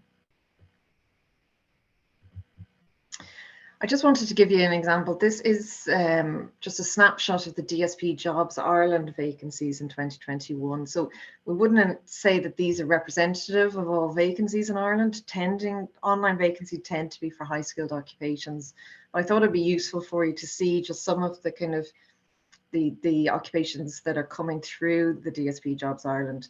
A huge share being meat processing operatives. So I think there's a lot of kind of job churn going on in these occupations, and it may relate somewhat to employment permits that they need to advertise through Jobs Ireland for employment permits. You can see also HGV drivers. The writing is very small, but there's production general operatives there and other operatives. Within the elementary, horticultural operatives, particularly for mushroom pickers, cleaners, warehouse operatives, kitchen assistants, waiting assistants, waiting staff, security. For the skilled trades, you can see the chefs account for quite a significant share here. And then there would be a good few in the construction, so carpenters, plasterers, etc., glaziers. There's welders and CNC operatives, if you can read that small writing there. Sales assistants and stock takers, customer service reps, as we'd Sophie on there earlier talking about her customer service. The census enumerators, which is obviously only happens every 5 to 6 years, and some employment in the civil service for temporary clerical officers. For personal services, again, healthcare assistants and care workers featuring strongly. Again, if your eyesight is good enough, these are hairdressers, there's early years and other personal services. Professional and associates, you can see these are much smaller for DSP. But hopefully that gives you a little sense of some of the occupations, the job titles that are coming up frequently.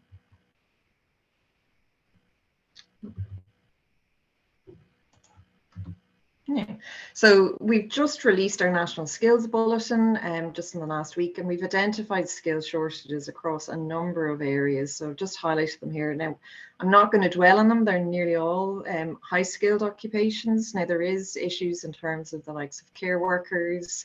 Some of the construction trades are showing up as being potentially skills shortages, chefs and drivers, particularly HGV drivers.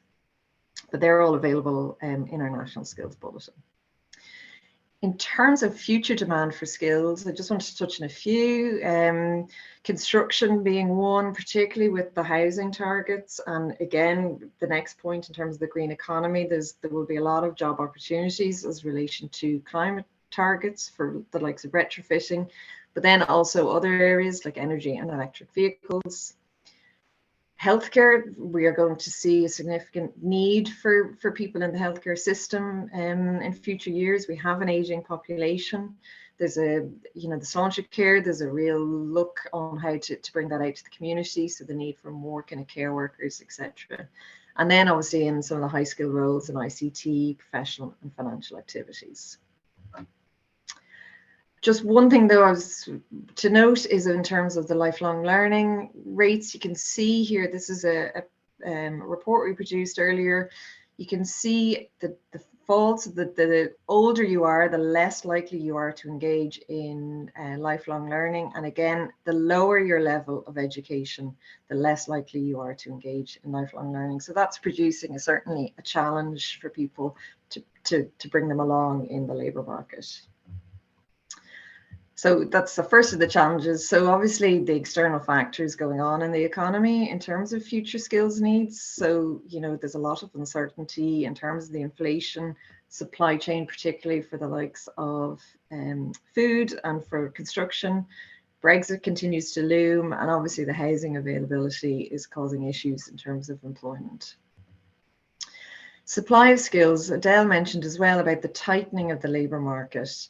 And we need to ensure that we have a supply of skills across the labour market to meet the demands for employers. But we also need to ensure that people have the right skills, because as I mentioned earlier, most of the growth in employment is going to be in those kind of high skilled areas, but also the churn in some of the other occupations, to make sure that we have the people who can fit into these occupations. So digital skills was mentioned a few times over it. This is key in terms of getting people started on the learning path to ensure, because we have moved into this environment where there's a higher demand for digital skills, particularly since COVID.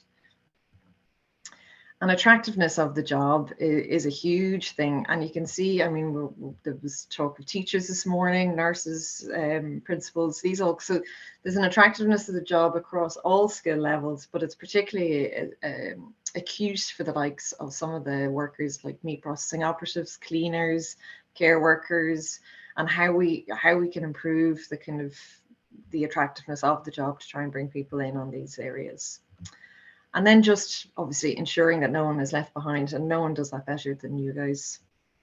Just to finish up, I just wanted to show you, we have a Smart Choice portal. And again, I've given the link here. We have 16 occupational groups. I don't expect you to be able to read any of this, but just if you look on the website, you can click on any of these groups and it will bring you down into more detail as to what is happening. And again, this is reflected in our National Skills Bulletin, so we'll be updating this shortly based on the latest data. And also just some of our, an array of some of our recent reports that might be of interest. One of the reports here, the Shifting Sand, looks at career pathways and what skills to move on, so it might be of interest to you. And I'm happy to share these slides later with you too. Thank you very much. That's me. Very extensive presentation, and I think, as we all know at this stage, there are many challenges out there now, particularly getting people back into employment. And thank you for the work that you're doing, and I think what we're doing ourselves in Cork City Partnership with the ongoing training and support that we're giving people. So thanks for that. Questions maybe later on again in the Q&A, which will follow our next item, which is a video clip. And Brenda, I'll introduce. Tell us about that now. Yep. For our final two video clips, and they're with Tony, our employment enterprise officer. So the first speaker is Tiago, and he's originally from Portugal, and he contacted Cork City Partnership in early 2019 and started trading later that year with support from the STEA scheme. His business provides digital marketing services to SMEs and small business owners. The business slowed down due to COVID, but is now back up and running, and he has got 4 full-time employees, and he is very positive about the future. The second video then is Jonathan Murphy, and he has the gourmet cookery food truck. And he found himself unemployed in 2020, and he contacted CCP for advice and help with starting his business.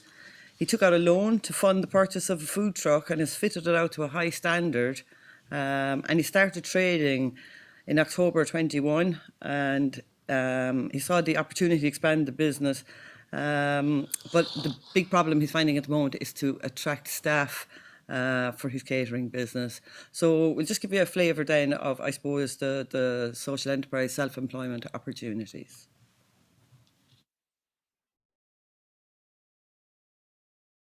Hello, my name is Tony O'Regan and I'm the Enterprise Officer here at Cork City Partnership. Myself and my colleague Yvonne Quilligan work on the Enterprise Support Team, and both positions are fully funded by the SICAP programme. It's our role to help people who are thinking about self-employment as a career path. We help them explore the whole idea around their business proposal. We give them guidance and advice on setting up a business, and that can involve start your own business training, which we do in conjunction with the local enterprise office.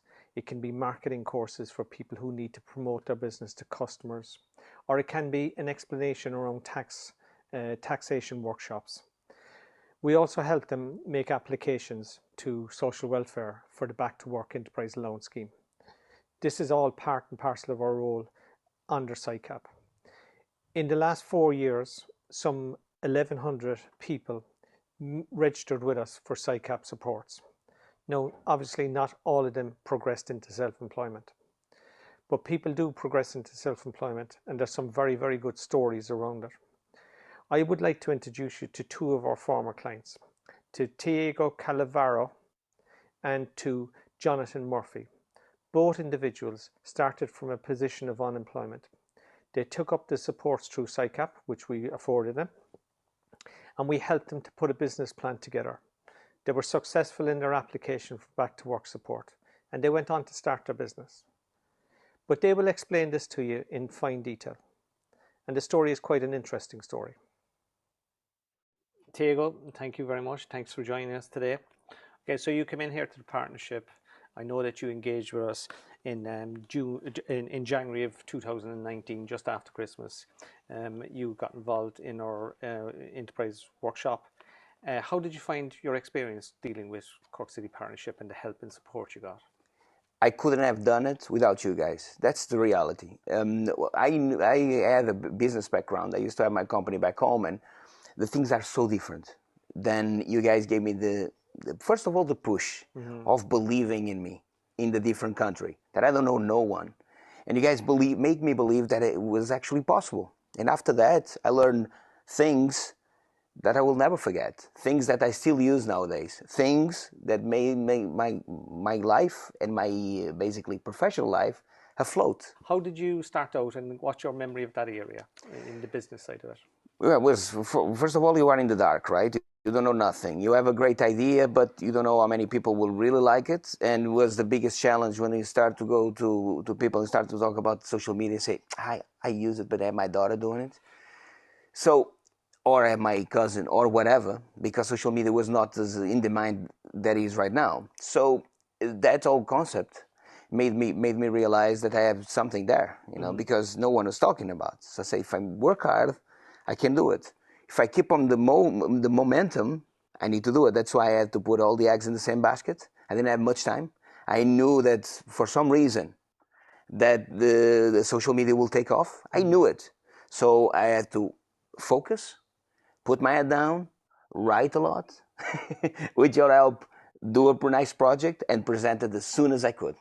And obviously, great enthusiasm, great support, good launching pad, and then you ran into COVID, or we all ran into COVID, the whole world ran into COVID. How did that affect your business? My business almost died suddenly. The majority of my clients closed doors, and I was frightened to death. And there was a moment that the resilience kicks in as an entrepreneur. I think we all have it. I think sooner rather than later, the resilience has to be there, the belief that you will make it.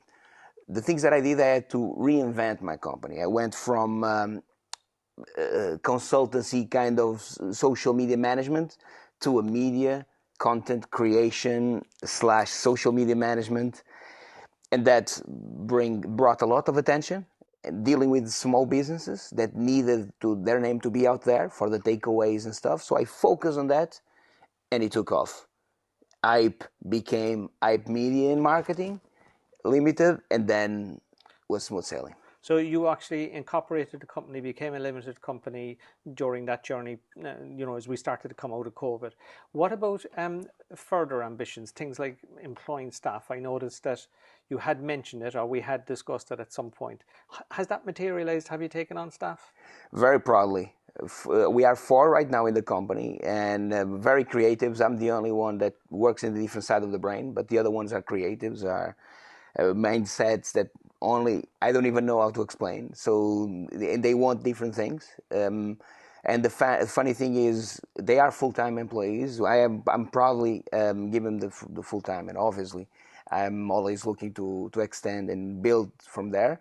But one of the things that is more interesting, this always was my focus and my key element. If I'm eating, everyone is eating.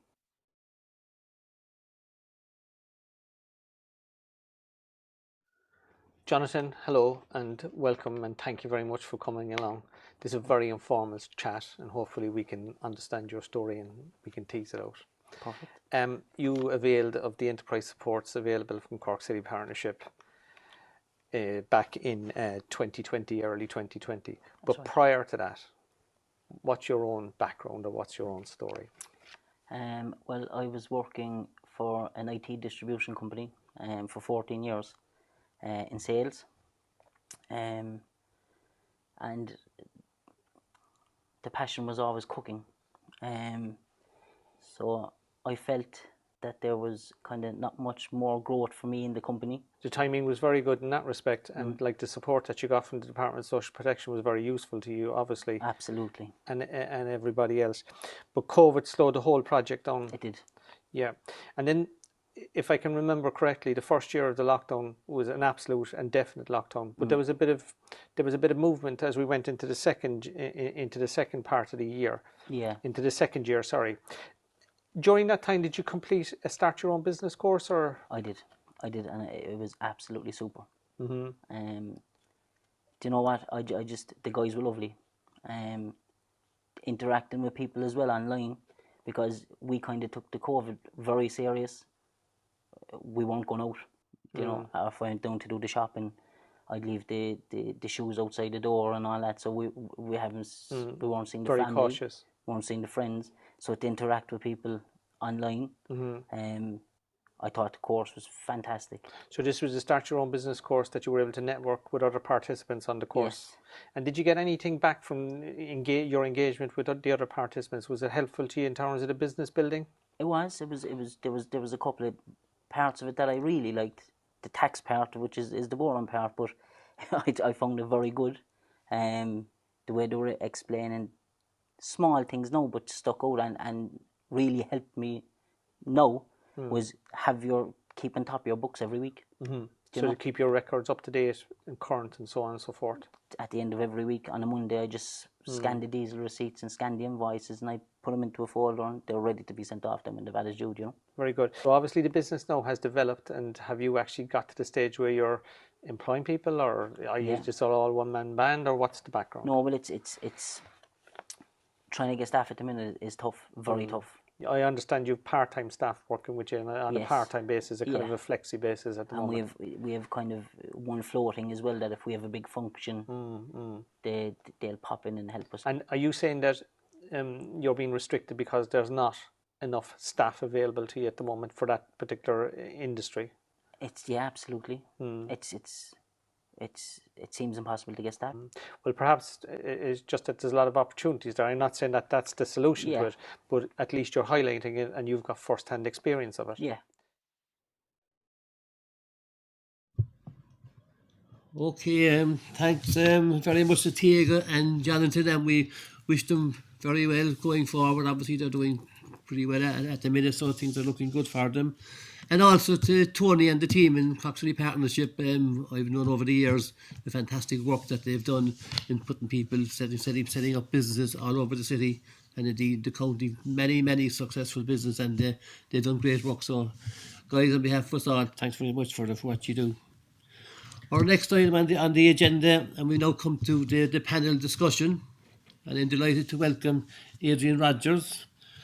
Adrian, who will chair our panel discussion, is the Director of Community Culture and Placemaking with Cork City Council, and works closely with us through the LCDC in the delivery of the SICAP programme in the city. So Adrian will have with her on the panel Dr. Adele Whelan, Joan McNaboe and Sophie Crosby, and Adrian will act as chair, and she will also close the meeting when the discussion is finished. So just for myself and Brenda to thank everybody, and to let people know that the webinar will be available, and documentation that was put up on site this morning will be available to participants as well. So Adrian, I'll hand you over to you now.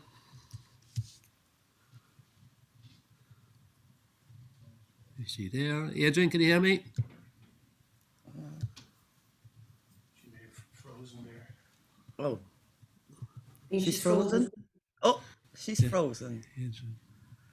Well, maybe we could start with. Yeah, there's a couple of questions here already, Adrian. So if we want to, maybe Brenda, you could put them out there. Yeah, I will, of course. I'll just have a quick look here. So, just from Roisin, so thanks to Sophie Crosby for an excellent presentation. In relation to what companies have experienced over the last 2 years and current recruitment needs, are there examples of companies who give opportunities to long-term unemployed people who need to get a work start and build up experience? It's a good question. So, And Brenda, apologies, I just dropped off. I've been on all morning, and the minute I was coming in, it just, I mean, you couldn't make it up. I'm a good sub. You're back on our way, so we can hand over to you. Thanks, Chair. Thanks, Brendan. Apologies for that. Okay. So look, firstly, I suppose I was making loads of notes while you were all making your presentations, and there's absolutely fabulous stuff there. I mean, you got an awful lot of data and information into those presentations, and I'd be looking forward to kind of reviewing them in my own time, because I think there's a lot of stuff there to be absorbed. Just, I know there's a lot of questions in the Q&A, so before we go to that, I just want to get a question across from myself, which is kind of really aimed at all of you.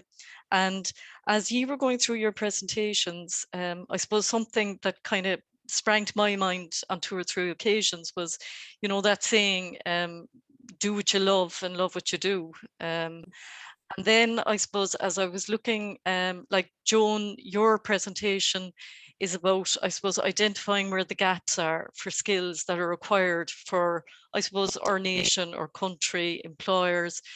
But then are we trying to fit people into, you know, a box that maybe won't work for them? And then, you know, you heard Sophie's story about how, I mean, she's an artist, she has a talent, but then she had to move into something else because she actually couldn't do what she was. And we need that, we need the artistic talent. So I suppose I might start with you, Joan, and then move to you, Sophie and Adele.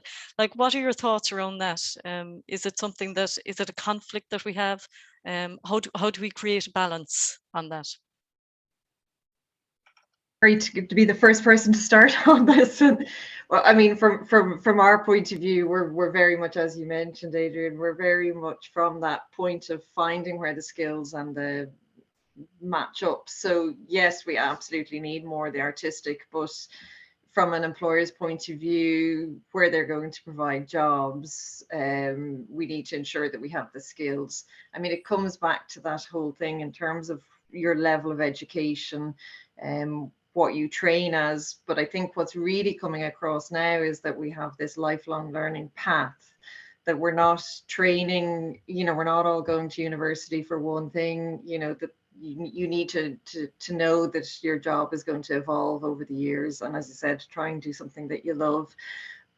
But, you know, it's a lifetime journey now, rather than us squashing everybody into IT skills, because we know that that's where the current jobs are, because I think we need a really good spread across everywhere.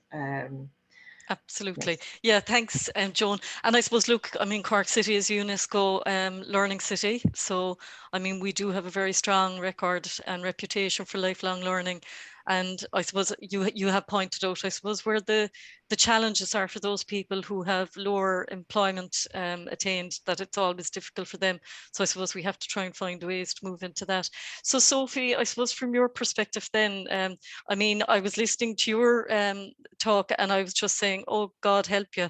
I mean, like, it's one thing being an employer having to focus on a sector and your own issues, but IBAC actually has to address the needs of a varied and wide-ranging group and sector of employers. So what do you feel about that, you know, fitting people into blocks? And yeah, there's some interesting stuff that has come out from our skills folks in the last number of years, and the role of creative thinking and the importance of bands of areas of skills of both life, I think what John O'Halloran calls both the lifelong but also life-wide learning.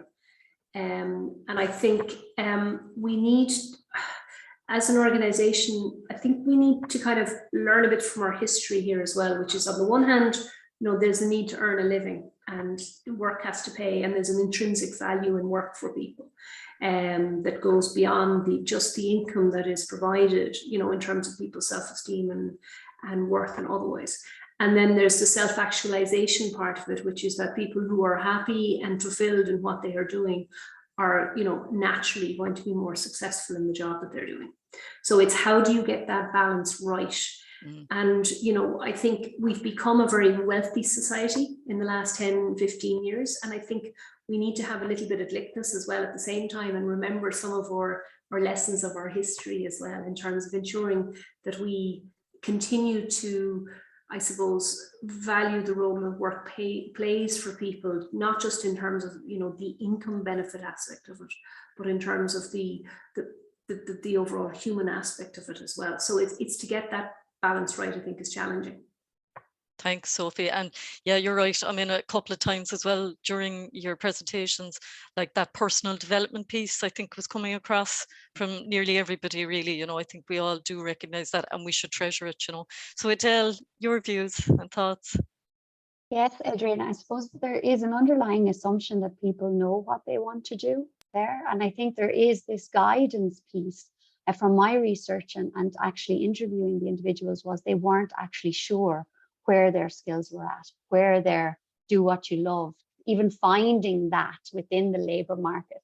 So for me, there's a few steps. The first is engagement. Okay, so you need to have the engagement, then education, then experience and exposure. So it builds, and working through those 4 stages really builds confidence and motivation. And what we found through the evaluation of the SICAP supports is the one-to-one supports allowed people to find that. And we heard it even through many of the examples in the videotape of how they worked through those stages. And it's a long process. For somebody who's very long-term unemployed, that process takes some time. And actually the engagement with an individual over time seems to be what knitted that together successfully. Thanks, Adele. And I suppose just when you were making your presentation, you had mentioned that one-to-one and the targeted approach. Do you know of any kind of examples of best practice? Because we obviously know that the one-to-one is, while it's effective, it's costly. You know, it's very difficult to kind of scale it up where you need it. So are there any examples where maybe there are interventions, maybe not digital, based on what Sophie was saying this morning, we need to meet in person as well. But have you seen any examples that could be applied, you know, that we could use? So I agree that they're expensive, but what I was surprised at was the short nature of them. So it is actually a phone call or a meeting for a short duration. And sometimes the phone calls or during the pandemic, a Zoom call, the durations of them, from what my knowledge of them from the outside in our analysis, was they were quite short and there wasn't that many of them actually for the ones that were really successful. And what we found was a linear relationship with the number of engagements. So if you had 1 employment support, it was something like 6% more likely to become employed. If there was 2, it jumped to 10. If there was 3, it jumped to 13. So these number of engagements were really, really important. But in fact, the biggest jump was just the first engagement around an employment support. So I think technology can be used. I don't know of a good example of an evaluation because this was the first of its kind within Ireland to look at something like the one-to-one supports or the pre-employment supports to that level. But yes, there are 3 things. Yes, they're expensive, but we need less of them now. We're at 4% unemployment. So there's less people. We're talking about less individuals. And yes, we should get more intensive with these individuals, allowing them more supports. And they, in fact, the nature of them is not the duration or the intensity that some people might think. That's really useful. Thanks, Adele. And, you know, you're right. We probably have an opportunity now with the employment rate at the stage it's at, but also I suppose SICAP and Brenda and the team, I mean, I know that they're well up for doing the one-to-one and the targeted approach. So I'm actually going to go into the chat there now, and Sophie, there's a question for you, which is asking about, given what companies have experienced over the last 2 years and the current recruitment needs, are there examples of companies who give opportunities to long-term unemployed people? Yeah, I'm just thinking there's probably more qualified people than I to answer that question in terms of specific examples or case studies of working with the long-term unemployed on the ground. But I suppose if I could think about it in terms of channels, where I would see in terms of the channels of engagement of people progressing back into the labour market, I would see for admin roles, the contact centres play a key role in terms of that progression piece. In relation to manufacturing, the employment agencies will play a key role in, because so many of our multinational corporations now do their initial recruitment through temporary roles employed indirectly with their agile workforce that's employed through agencies, whether those, so there's that aspect of it, and many of them have flex up and down depending on their operational needs. And then within healthcare, similarly, the home health care private providers become an active pathway then into the healthcare side of things as well. Perfect, thanks Sophie. And Joan, for you, there's a question there with regards to the role of educational institutions and organisations in facilitating retraining and adaptability. Yeah, I mean, I suppose that the first point is that I think employers need to know what retraining and future skills needs are. So there's a role for like the likes of the regional skills forum managers, Enterprise Ireland or IDA to help them kind of identify that. Then the next piece is the individual actually recognizing that there is a need for retraining, and there's research showing that those with lower levels of skills are actually the least likely to want to engage or recognize that they need to engage. So that's one piece. But I mean, there is a lot out there. The other Sophie in the video mentioned the Springboard Plus course that she did within SOLAS. There's the Skills to Advance. I think there's the Explore program as well with the Regional Skills Force. That's about, I think, those in manufacturing. So there is work being done. There's an OECD skills strategy being kind of finalized at the moment. I don't know if they're on a road show at the moment, so they may be coming to a venue near you. But, you know, there's an awful lot about that. Again, we were talking about the lifelong learning, but, you know, how to incentivize that. So that should be coming down the road now next year as well. Great, thanks, Joan.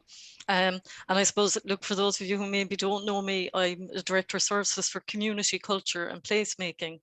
And the previous Lord Mayor actually nicknamed us the Ministry of Fun, because we do, you know, get involved in a lot of things like Culture Night, and we have events and all that. But I do say to people that fun is hard work. But one thing that I do feel is missing a lot of the time is fun. So, you know, we're all very intense. We're all, you know, driving forward. We never stop to smell the roses and kind of look at what we've actually achieved. But just a general question for each of you, like, do you think that fun is something that's important in people's lives? And I do, but what do you think? Sophie, I'll go to you first. Oh, thanks. You know, it was funny.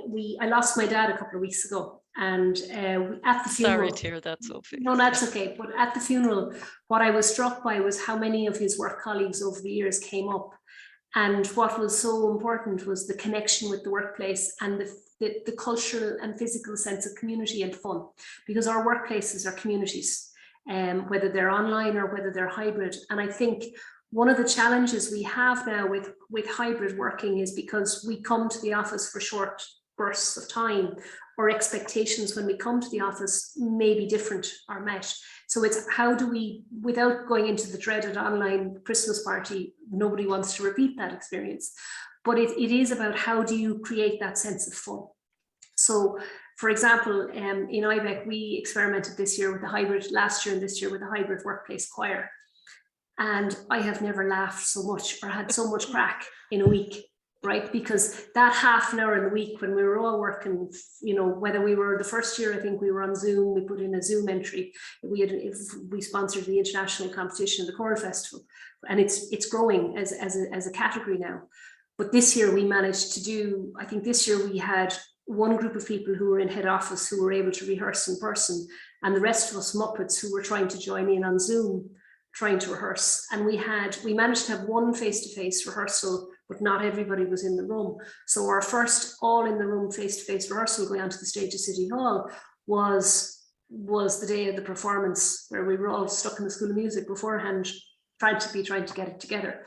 But as the crack and the fun, it was brilliant. And what was fabulous about it was it brought people together from all different locations. So we had somebody from Brussels, we had somebody from Donegal, and it meant that we were able to come together and have the crack. And I think that's really important. And I think sometimes we miss that again. Great stuff, Sophie, and thanks for sharing. That's brilliant. Adele, I'll go to you for the bit of crack and the bit of fun. What do you do? Yes, Adrian, I think it's really important. Look, of course, fun can only increase engagement, and engagement is the first step. And then that increases in exposure. It's really, really important for sure. And as you say, it's also costly in terms of time and efforts. And you need to have a lot of people on board for these extra activities and ways and means to actually engage people. But I think that SICAP, even through its work with local communities, groups, local community groups, there's a lot of that happening in that space as well. That's being funded, and it is around culture and arts and fun. Yes. Good. Thanks, Adele. And I'll hold on to you there, Adele, because there's another question there. So Brenda put it in the chat, and I think it's interesting. There's a constant challenge in engaging with employers as local development companies don't have large numbers of job-ready unemployed people. So any suggestions on how this could be tackled? Yes, I think this differs at the local level. So it really is a local based approach was what we found was most efficient. Joan already mentions this local skills fora and working with the DSP and jobs fairs, these different mechanisms in order for engaging local employers. But I would also say that engaging one-on-one with employers, so approaching employers, even if they've been approached before, we're in a different landscape now. Times are different. It is worthwhile to re-engage and listen. Listen for what it is that the employers want in particular. You can do that in two ways. One is, what jobs are they actually advertising? So on all of the job search websites, you can look at the location based. So whether that's LinkedIn, Indeed, any of these, you can see what are the jobs that are being advertised. And a little bit of analysis around that is probably good. And then I would also say that corporate social responsibility is a growing aspect of large corporations within Ireland, and even small SMEs. And that is important that they play a role. This is giving somebody the opportunity to gain very, very important experience. It doesn't have to be full-time employment in a particularly high-skilled position. It can be much smaller in terms of time, effort, commitment, but it's providing a stepping stone for an individual to engage in worthwhile work for both individuals. And there can be payoffs for both the employer, the employee, and also something like Cork City partnership. Thanks, Adele. So it's really about like that progression pathway doesn't have to be linear, like it doesn't have to be the same for everybody. We can be flexible and we should be open to that. Thanks for that. Joan, there's a question there also for you, and it relates to the elementary sector. And it's just that I suppose what Brenda's saying is it hasn't fully recovered from COVID. And what do you think that's down to? Is it recruitment challenges rather than a decline in the sector maybe?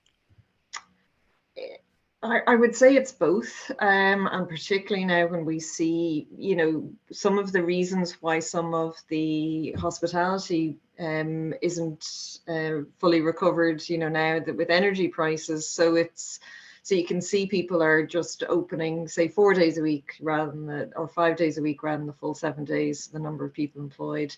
There's maybe less people in some of the wholesale retail closing down is reducing. So the number of and less people in the office. So the number of cleaners or security guards is the knock-on effect for that. So these are some of the elementary occupations. So I think it's both, and it's going to be very difficult to know what's going to happen, because these are the type of occupations that are going to be most impacted now.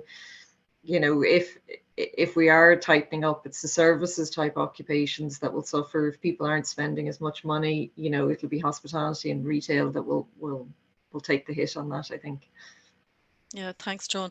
And I suppose the big elephant in the room as well is this, the cost of living crisis, which we're facing into now, and impacted by a number of things. Brexit and Ukraine obviously are part of that. I suppose just Sophie, to come to you, what do you think is what is going to be the kind of fix for businesses going forward, having to deal with all of these? I mean, we've gone from crisis to crisis now at this stage, We have, and I mean, you know, we're seeing, if you look at some of the increases that are planned and say leave arrangements and things, there's a lot of hidden costs in the legislative agenda that are creeping in, that are starting to stir up quite a lot of large employers over the next 12 months. So we have to be really careful as an economy that we don't lose competitiveness, particularly when you see the skills shortages and the inflationary pressures, because at the end of the day, we are an island at the edge of Europe, you know. So we do have increased transport costs in terms of getting pressures to islands. But I think people, the one thing about the whole hybrid working thing is that people are able to cut their costs a bit better now, in the sense that, you know, you're not driving to the office 5 days a week. You know, there's no point in an employer offering you an allowance for driving to the office, because the revenue will tax the backside out of it anyway, you know, because there's a whole piece around, you know, reform on our travel rates and subsistence rates. It's there in terms of the social welfare reform and tax reform long term as well, that we have to tackle as a society. But in the end of the day, there are schemes that employers are embracing, whether it's the bike to work scheme or the rail commuter pass. And I think for some of our regional cities, especially Cork, big challenge is going to be to get people out of their cars and into public transport and make that cultural shift the way Dublin did a number of years ago. And that's a challenge for all of us. But I've no doubt we'll be up for it, you know, when the pictures, when it's all in. The BIK, for example, now is becoming a cost pressure for organisations, because the changes to the BIK regime for company cars is coming in next year. So that's going to start, all of that is going to drive changes in behaviour for people on the ground. And you know, there's the ups and downs. Do I stay at home and pay to heat my own house? Or do I take a relatively short commute into the office and turn up the heating in the office at my employer's expense? I know, and it's choices and decisions that need to be made, and it's that agility piece as well. And I suppose something that I was thinking about as well, like, and I'm conscious of the time, so I suppose I'll ask this question. I probably haven't covered everything but I've tried to mix the questions that were in there with what I'm asking. But have any of you considered, you know, going forward, you have so you have the blended worker, the hybrid model, but then you have those workers, mainly frontline workers. They'll never have the opportunity to do that. And I'm just wondering, as kind of society moves forward, and you have some people who are, you know, lucky to be able to, I suppose, be at home a day or two a week. And then there are those people who have to get in their cars or get on their bikes every morning and deal with traffic and weather and all that sort of thing. Any thoughts on maybe what that's going to do to kind of the employment society as we move forward? And I might come to you first, Adele, on that. Sure, it's a very good question, but it's also a very difficult question to answer, right? Because frontline workers, they are needed on the front line. What I can say is that there is some elements of their jobs that can potentially be done at home. So it might not be that the majority of their job needs to be done on site, but there might be 10, 20% of the job that can be done from home. And where flexibility is permitted in that instance, I think it will be welcomed potentially. So it's not that you have a mix, but it's looking for areas and spaces to allow it where it is possible for a wide range of individuals. So a bit of an analysis really, and again, that flexibility and the way that we work at. Joan, over to you. Yeah, we've actually done we've done 2 reports just in the last year or two. Just we looked at the people working from home, and as you said, you know, it does tend to be people with higher levels of skills and higher levels of education, you know, that it's really dominant in. Benefited, but now there is a benefit in this, you know, that this higher share of women in employment, you know, we're seeing employment for women increasing. And you know, we haven't looked at it in detail, but we can see that the sectors where the growth for females is occurring are also the ones where there's a higher share of people being able to work remotely. So, you know, we haven't looked into causality or anything, but, you know, it's interesting. So there is opportunity there for some people that may not in other ways. So it is a benefit, but I mean, you also have to be cognizant there's a lot of people who don't like working remotely. People, you know, and people who choose the likes of kind of healthcare or services generally may be choosing them because they want that personal interaction and may be reluctant to move into that area. There isn't, as Adele said, there isn't that easy fix, but if there is some flexibility that people can work, even one day doing some piece of it, then that's an advantage. But they're going to be the more senior people. You're not going to get a sales assistant or a waiter or any of those being able to do that, unfortunately. Thanks, Joan. So then it's over to you, Sophie, because actually it's your group who are going to be the people who have to deal with this and come up with solutions. Yeah, and I suppose, look, in ways here where there's an advantage in the sense that because there's skill shortages at the moment, employers are being forced to be creative and think about ways of working that previously just wouldn't have been done. And so I think that creates opportunities for flexibility and innovation. I mean, only yesterday I was talking to an employer who was actively looking at allowing a male member of staff take parental leave an hour a week in a production role. You wouldn't have had that conversation 2 years ago. But today it's actively there as part of the drive for skills retention. So I've no doubt that it'll continue, and we'll learn more as we go through the process. But I also know it goes back to this issue of workplaces are collegiate, our communities, and they're collegiate. So, as people realize, are they social creatures or not, and what do they get from the role of work, they'll very quickly decide, are you somebody who prefers to work in a group environment, or are you somebody who prefers to work in a solo environment? Perfect. Thanks for that, Sophie. So, look, I know we've gone over time, but I just wanted to try and get a few questions in there for everybody. So, firstly, I suppose I just want to thank Adele, Sophie, Joan for your presentations this morning. Like I said, I can't wait to get some time just to sit down and go through them in a bit more detail, just so that I can think about them. And some really insightful things there this morning.